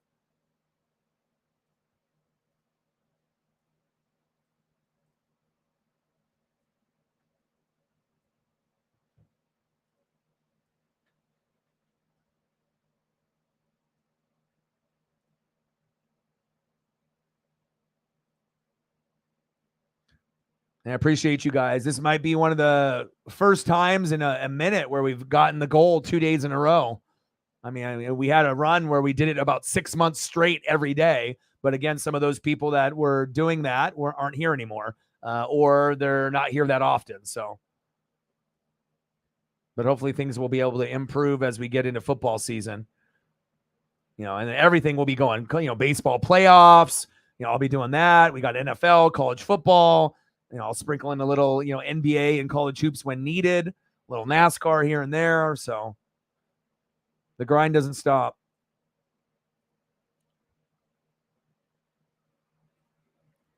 Instead of Jordan, Ronald. I want to be like Ronald. He's very good this year. And he was struggling in the WBC, so I was a little worried. I was like, I don't know. And then obviously, he got into a groove, and he hasn't, really slowed down since being hot early on. So good for him. Because I was nervous. I was like, because he wasn't doing very good in the WBC, so I was like, oh shit, I knew the Braves were going to be a World Series contender, but obviously this is one of the key components. Ooh, look at that throwback, the Hank Aaron throwback.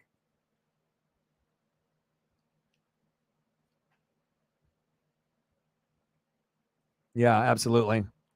Don't even bring that up. I was number one all year besides Sarah and losing fucking on the last play in the fucking game by 0.5. But knowing my luck, I probably wouldn't have won the championship last year either. But again, we wouldn't even have had a championship winner because we ended up having that situation where some of the players were out. Someone wanted to claim a championship, Jake, and he started bitching at me. He's like, you're just mad because you're not in it. I was like, bro, it has nothing fucking to do with it. I was like, if you're telling me if you had 3 guys out of your 9 in the starting lineup and you had Joe Mixon and T. Higgins and like a Jamar Chase or like Tyler Boyd, and if you had those, or Burrow, if you had Burrow, Mixon, and T. Higgins, and those guys were out because with the Damar Hamlin thing, and you lost, and I crowned, someone else, you would be okay with that? Hell no, you wouldn't. So it's like, it's like people always, jumping to conclusions. When it works out for them, it's cool, but they can't imagine being in the other person's shoes.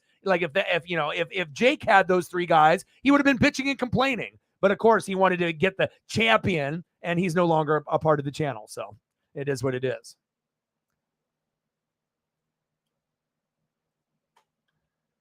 So a majority of the GOATs are still around. But Nate the Great died. He got cancer and he had stage 4. He was only like in his late 20s, early 30s. And you obviously remember Nate the Great for the $500 donos. I mean, he did it 3 or 4 times. And he passed away, which is fucking terrible. And that's, I could care. I mean, the donos were amazing, but I would just want him to be alive and to be a part of the channel and hang out. So that's one. It's more about him not being here rather than the donos. But obviously, we know he's a heavy hitter. And then obviously with Holly, she lost her job and got let go. And I think she's like suing the company. And obviously financials are probably not the same, for working, there. But I mean, I would love to be able to have her stop by so we can boost her mental health.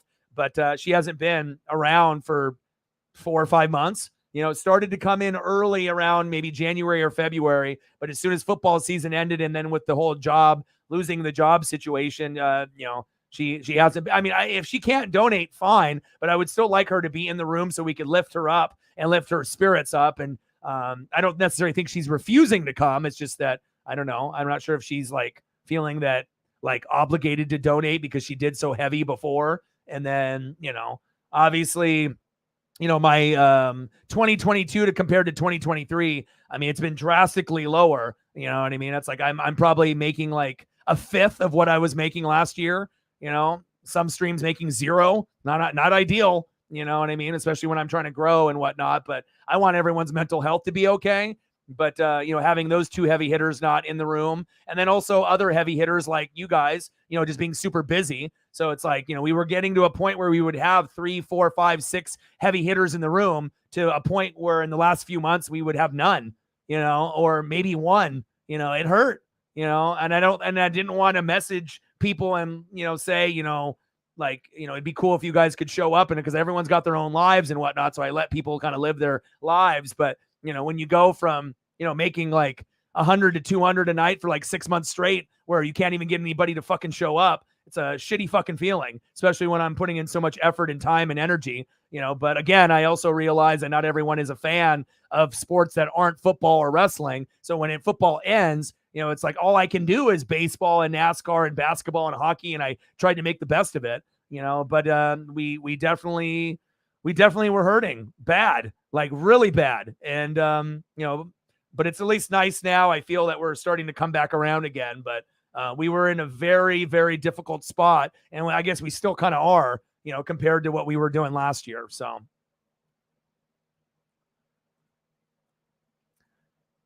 Yeah, I mean, the Rams are done. I mean, like I said, you built the team, to get Stafford. Now it's kind of looking like if you would have kept Goff, that might have been the smarter thing long term, because he probably will lead the Lions to the playoffs this year. But you traded for Stafford to win the Super Bowl, and you did. So the Cardinals, the Rams, the Colts, the Buccaneers, a lot of the teams are not going to be good this year. We're all going to be like high draft pick teams, in my opinion. So, yeah, I mean, you still got Aaron Donald and you still got some pieces there, and I took Baker and Wolford off your hands because we're trying to tank and whatnot. But I would assume the Rams will be a 500 or below 500 team. And then you'll have to, find out who your next quarterback is going to be to kind of go from there. That's just my honest opinion and evaluation of them. So, yeah, Nate the Great, dude. Sad.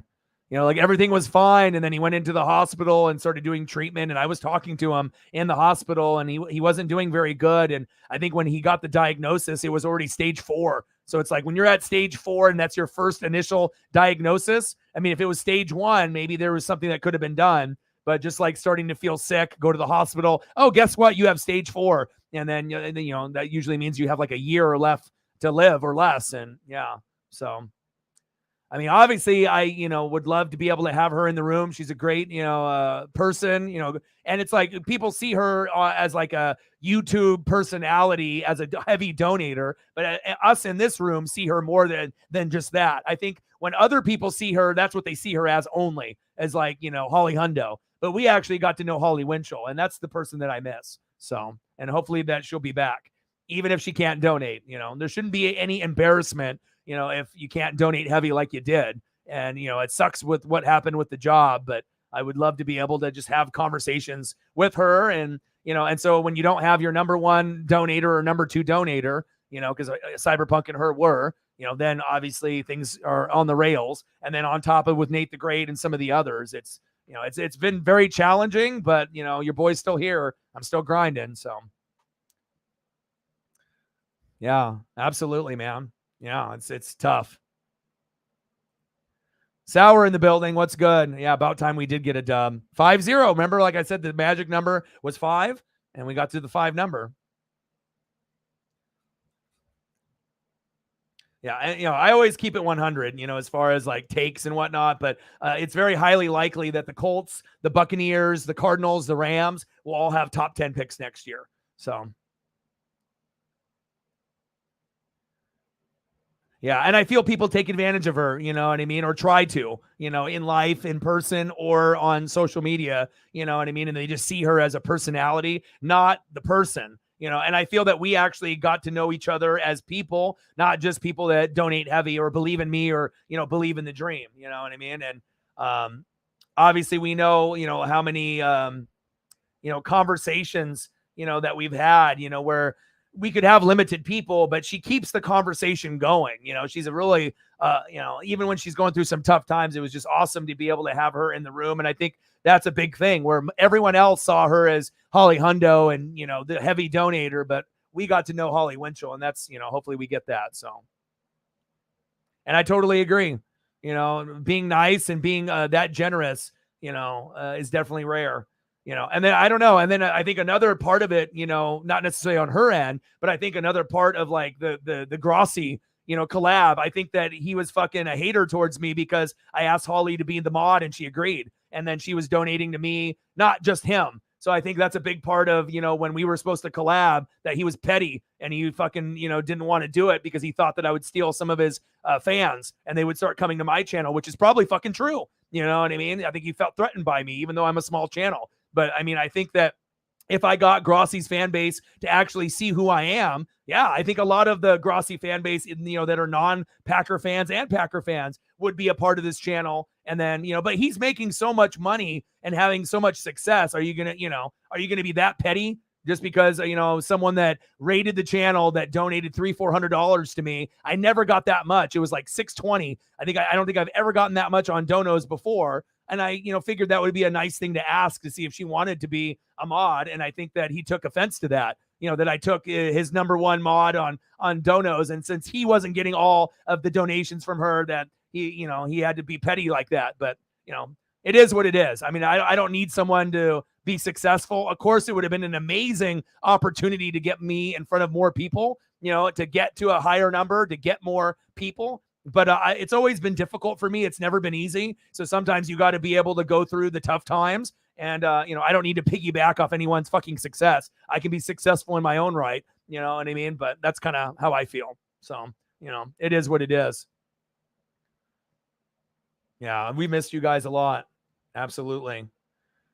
Well, I would like to be able to hang out. Is there any other photos or anything else? You want Eddie Matthews? All right, let me get you some Eddie Matthews, and then we'll probably wrap it up here in the next 14 minutes or less, so that way I can go to maybe Petco and take care of Paisley and give her some love and attention since she's with me here full time. Then I moved out now.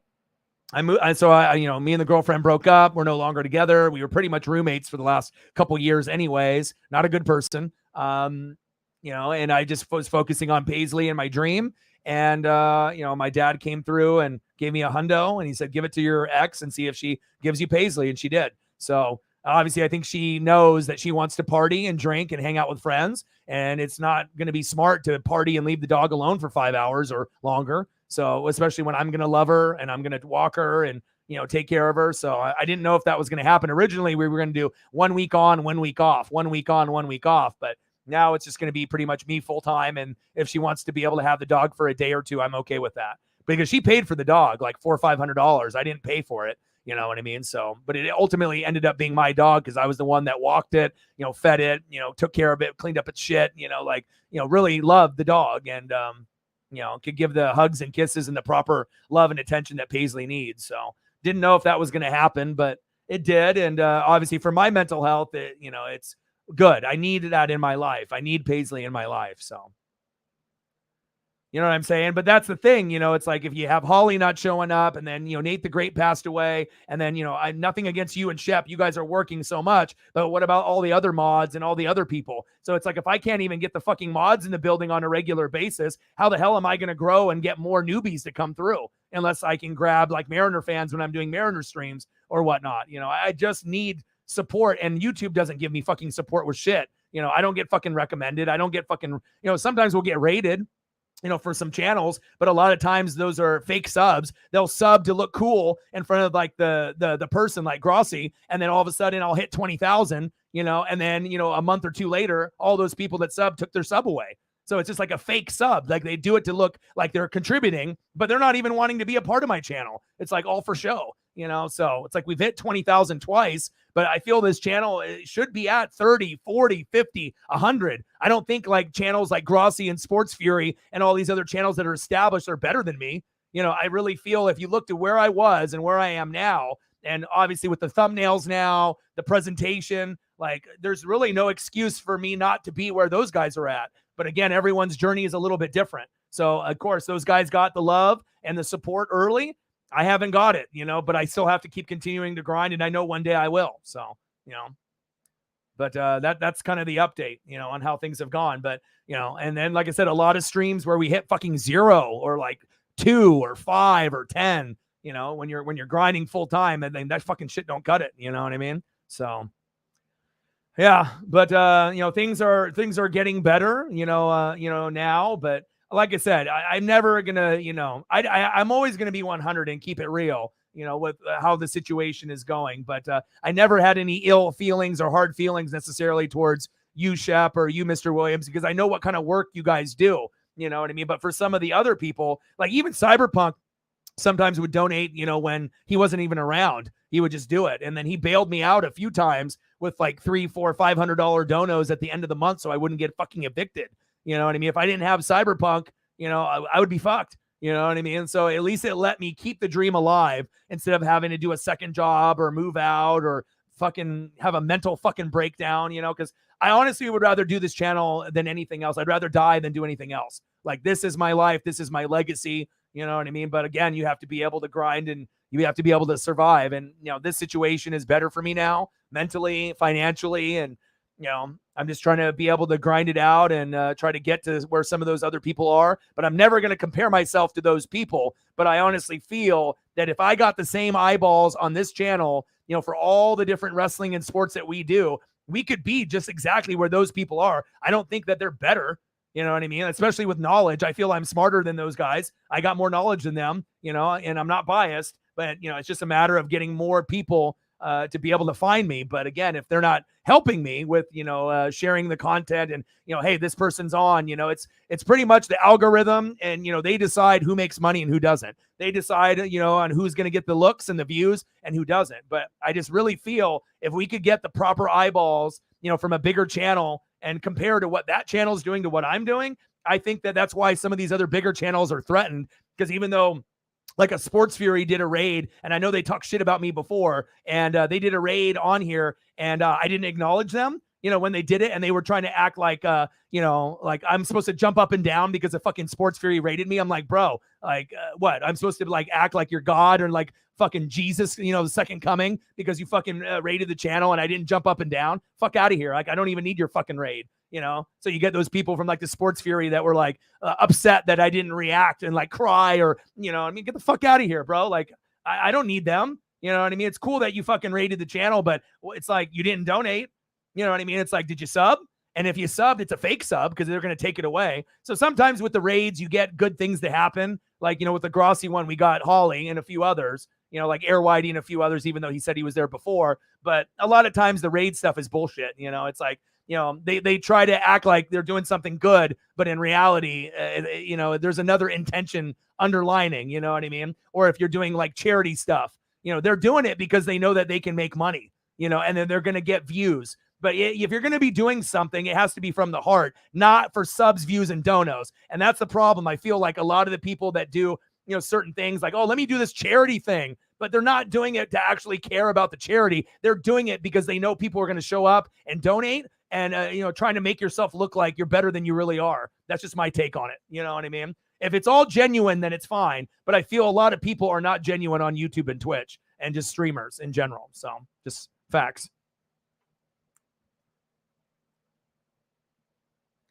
Yeah. Yeah. And I missed you. But again, I mean, I'm not going to, I already knew, you job and other things, but, we were hurting like really bad. And again, like I said, even for people, if they can't donate, just if you're a mod or if you're someone important to the channel, like stop by, you know what I mean? Cause it's like, it's just good. I mean, it's good for my mental health. And I know it's good for Sarah and a few others, cause we really do appreciate you people and you guys and what you guys bring to the channel. And, and I get it, I don't expect, people to, give me their life savings and devote every minute of their day to me. I get it. Everyone's got their own lives, but I feel that we have a very special thing here, but it's also a responsibility for the mods and people, that if you can't donate, that's fine, but at least show up, say hi, let us know how you're doing, you know what I mean? And stuff, cause again, if we can't even, get the mods or the regulars, on a regular routine, how the hell are we going to get newbies? How the hell are we going to grow if we can't even have our core here on a regular basis? Not necessarily for you and Shep, but you know what I mean? So that's kind of how it's been. But I feel that as we get closer to football season, we will be able to, get back to where we were. And I just want to be able to help people in their mental health. If you're struggling with mental health, what's the best way to get, better at it? Come here. You know what I mean? And I don't even need any donos. Like I will uplift and we will uplift. You know what I mean? But I don't really know necessarily the reason specifically why Holly hasn't been here. But I mean, besides the fact of maybe not being able to donate, but that shouldn't matter. I feel like if you're in a mental, hard space, like what stream or what place is going to uplift you more than any other place? Like I highly doubt Grossi fucking checks up on Holly weekly like I've been. Even though she hasn't been here, I try to check up on her weekly or every couple weeks. So I get it. You can donate to other channels, but do they really care about Holly Hundo or do they care about Holly Winchell? You know what I mean? So it's like, sometimes I feel that people can get enamored with big channels and hosts that are, getting big and whatnot. But when it really comes down to it, it's the connection. But is it, are you actually a good person, or are you portraying yourself as a good person? And then when it comes down to it, good, bad, ugly, do you care? Do you check up? And I guarantee a lot of hosts don't check up on their heavy hitters and their mods and their donators. They don't do it. You know what I mean? And I really try to go out of my way to check up. So, and I don't check up to be like, oh, let me check up on this person so maybe they'll come in and donate to me. Sometimes it's just, I want to know how people are doing, so it is what it is. Everyone has to, go through the journey themselves and figure shit out for themselves. But one thing I know is this is therapy. And if I decided I was a big part of the channel and I just left, yeah, I wouldn't be good, especially when we have a room of amazing people that can uplift. Like, I swear, like, you can be in a shit mood and a 0. You can be in here with some of the goats and you might be a 5 or a 7 by the time the, 30 minutes or an hour has passed. So, but yeah, do what you can do. If you can come through, cool. If you can't, that's okay. And like I said, I never had any hard feelings between you two. You know what I mean? It just was frustrating, overall, when I'm just putting so much time, effort, and energy. And, no one wants to be able to, grind it out and be at a fucking 0, or at a 5, and then let alone have a couple of those streams in a row. It's fucking frustrating as hell. You know what I mean? That I just want a fair shot to be able to establish myself, as one of the best channels for sports and wrestling on YouTube. And I feel like everything has just been harder for me than anyone else. It's like everyone else is getting this proper push at the right time, and it's like, I've been doing this channel for fucking 11 years, 7 years on YouTube, and we haven't really had a whole lot of growth in 4 or 5 years. Think about how many streamers, would have growth in the first couple of years, and then the last 5 years, not a whole lot of growth. Would you still be streaming? Imagine being at like 20K in the first 2 years, and then you're still at 20K 5 years later. You know what I mean? How many people would have given up, even though you're at a good number? A lot of people would have cracked. A lot of people would have fucking broken, but your boy didn't, because this is, something more than just money and views and subs. This is my life. This is my legacy. You know what I'm saying? So that's the main thing. We just want to be able to hang out with each other, uplift, and, know what everyone's doing. So, but I do really appreciate you guys a lot. And, like I said, I'll be back, tomorrow. It's fucking hot as hell. So I need to get this chain off and take these jerseys off and whatnot. And I hope that you guys can come through. But let me get the photo before I went on my whole little spiel there on, what's been going on with the channel here. So hold on one here. I have to scroll up. Let me scroll. Cunha, fantastic. Shep says 0.5 in fantasy. Eddie Matthews. Okay. Let me get you.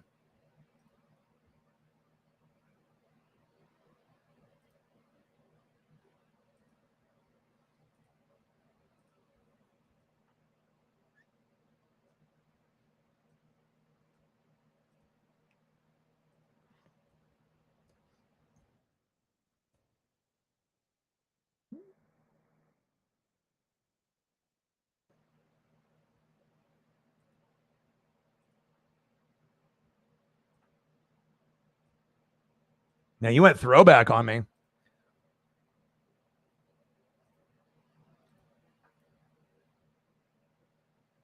Let me throw that one up here. I'll make some more room. Yeah, but again, I didn't want to message people and be like, bro, we've been at fucking 0 for like 2-3 days. You know what I mean? I'm not the type to like fucking beg and whatnot. I know that if the people, are going to support me, eventually they'll show up and then we can update them. You know what I mean? But I'm not going to be, woe is me, and whatnot, even if we are in a fucking tough spot. I know eventually people will get the down low, once they come through.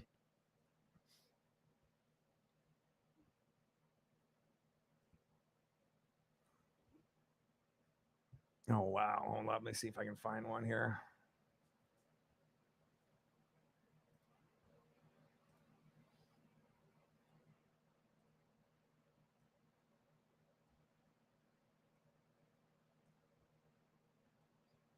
But that's the life, man. Nothing's ever easy. Yeah. And the main thing also, too, I just wanted to be able to, have Sarah, to have someone to, talk to and interact. I mean, shit, there would be like some streams where it would just be me and her. Like there would be like 20 people in the room, but maybe they're from Japan or Brazil. You know what I mean? So it's like you got people, but nobody's talking. And it's always better when you can get conversations flowing, instead of just having a lot of people in the room and no one's fucking talking. It's cool if you want to watch me, and whatnot, but it's always better to, have people communicate and talk with each other, right?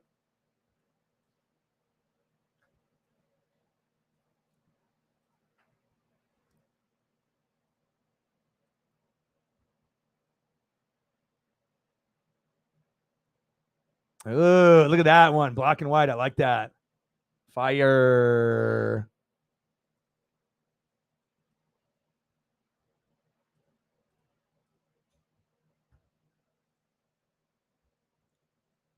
Ooh, tacos. All right. Well, I appreciate you guys very much, Mr. Williams. Anything else that you want to see before I go? You want some Dodgers or Rams or anything like that? I want to make sure I can get you something for your generosity if there's anything that you want. I'm just going to start throwing some Dodger photos up here. We'll go here in just a couple minutes, but I can get you a few photos. Even if you don't want them, I'll still throw them up for you. Like even yesterday when you weren't, there, I still wanted to make sure I showed that gratitude. So I appreciate you, man. Yeah, if it just, if other sports were as entertaining as football all year round, we'd be fine. But again, football and wrestling are easy. Basketball, baseball, hockey, and NASCAR are specialty sports. They're not going to be for fucking everyone. I get that. A little Clayton Kershaw for you. Hit you with the Freddie. Hit you with a Mookie.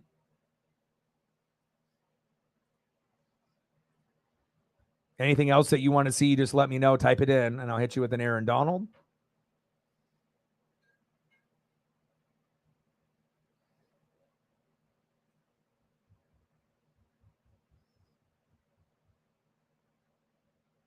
But I'll tell you what, if I didn't have Paisley, there were some pretty dark days.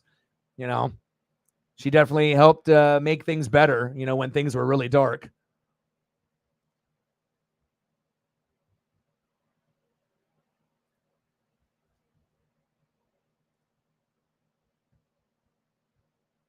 Yes, I will. Let's do that. Let's put some Denver Broncos up there.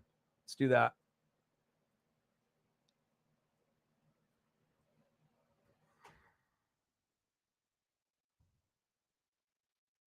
Yeah, we were supposed to link up and go to a wrestling pay-per-view. Just sad. You just got to really, appreciate the time that we have. You never know, when it could be over. I mean, especially for someone that's like in their 20s or 30s, to fucking have stage 4, like, fuck, man.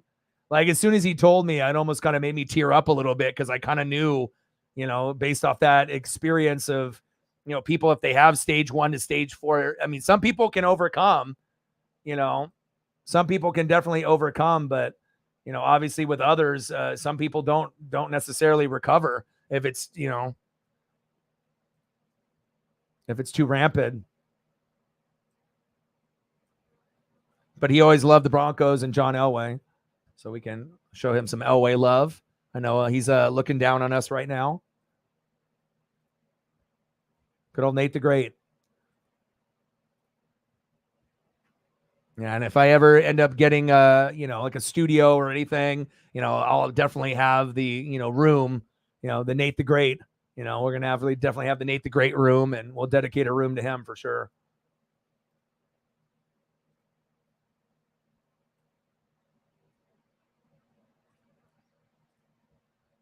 Fuck cancer.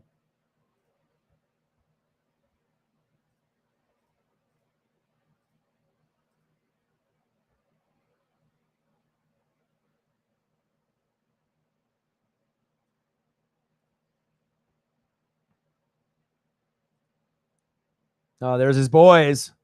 TD, Elway, Shannon.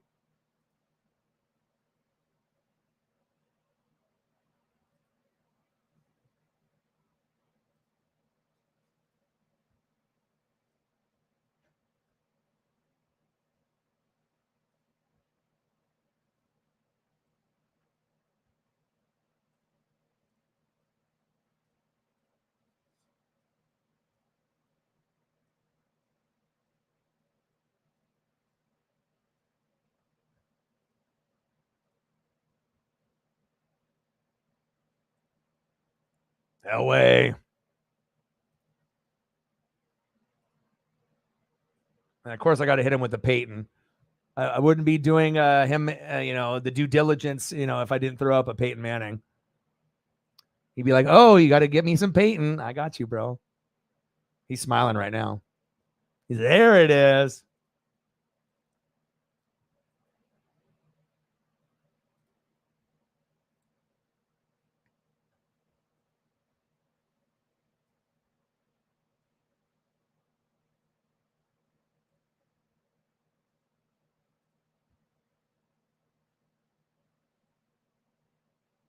Good old John.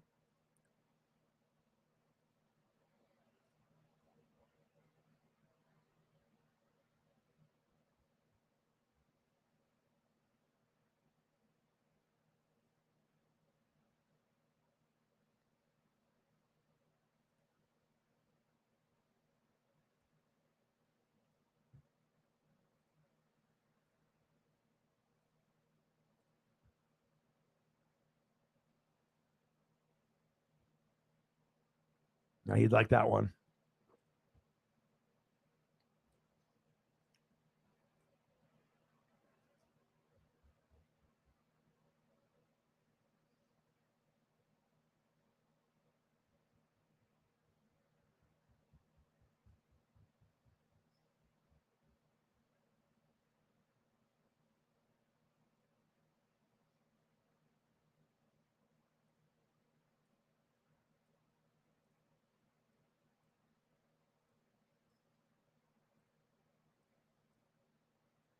Going out on top.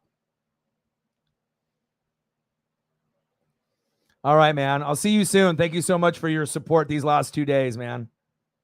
Yeah, good old five head. You know it, brother. Yep. Well, not a lot of people talk to him. I know you talked to him for a little bit. I think I was the one that talked to him the most out of everyone. He wasn't really super close with that many people. There was like a handful, from the channel and whatnot. So, yeah, it's like I said, I think a lot of people, like I was the one that kind of announced it. I don't even think people thought that he died. I think a lot of people thought that he was just, sick or in the hospital. And then they just, stopped thinking about him or stopped like talking about him, but I've never stopped thinking. So it's always been on my mind. But I love you guys and I appreciate you guys so much. Thank you guys for all your support. It means a lot. And like I said, big things are coming. We just got to keep grinding it out, stay positive. And we got a nice Mariners win, which was awesome. 5-0. Mariners win, Mariners win, Mariners win. So I hope you guys have a great rest of your day. Enjoy the rest of it. And then I'll be back tomorrow and we'll grind it out. And then tomorrow's game, let's take a quick peek because we're going to be going to the Blue Jays will be tomorrow, and that'll be at 7:00. And we got Bryce Miller on the mound versus Kikuchi. Ooh, 7-3 versus 6-3. So we'll be live tomorrow at 7 p.m. And that's very true. Yeah, he was the great, just like you. But I appreciate you guys very, very much. Thank you to everyone that donated, commented, shared. I love you guys, and I appreciate you guys very, very much. Nice little tribute we got to be able to do for Nate the Great. Shout out to you, Mr. Williams, as well as Shep and Sarah and everyone else. I love you guys, and I appreciate you guys. And I got one question for you. Well, talk sports like us. Your boy Ryan, Northwest Sports Fanatics, and I'm out. Gang.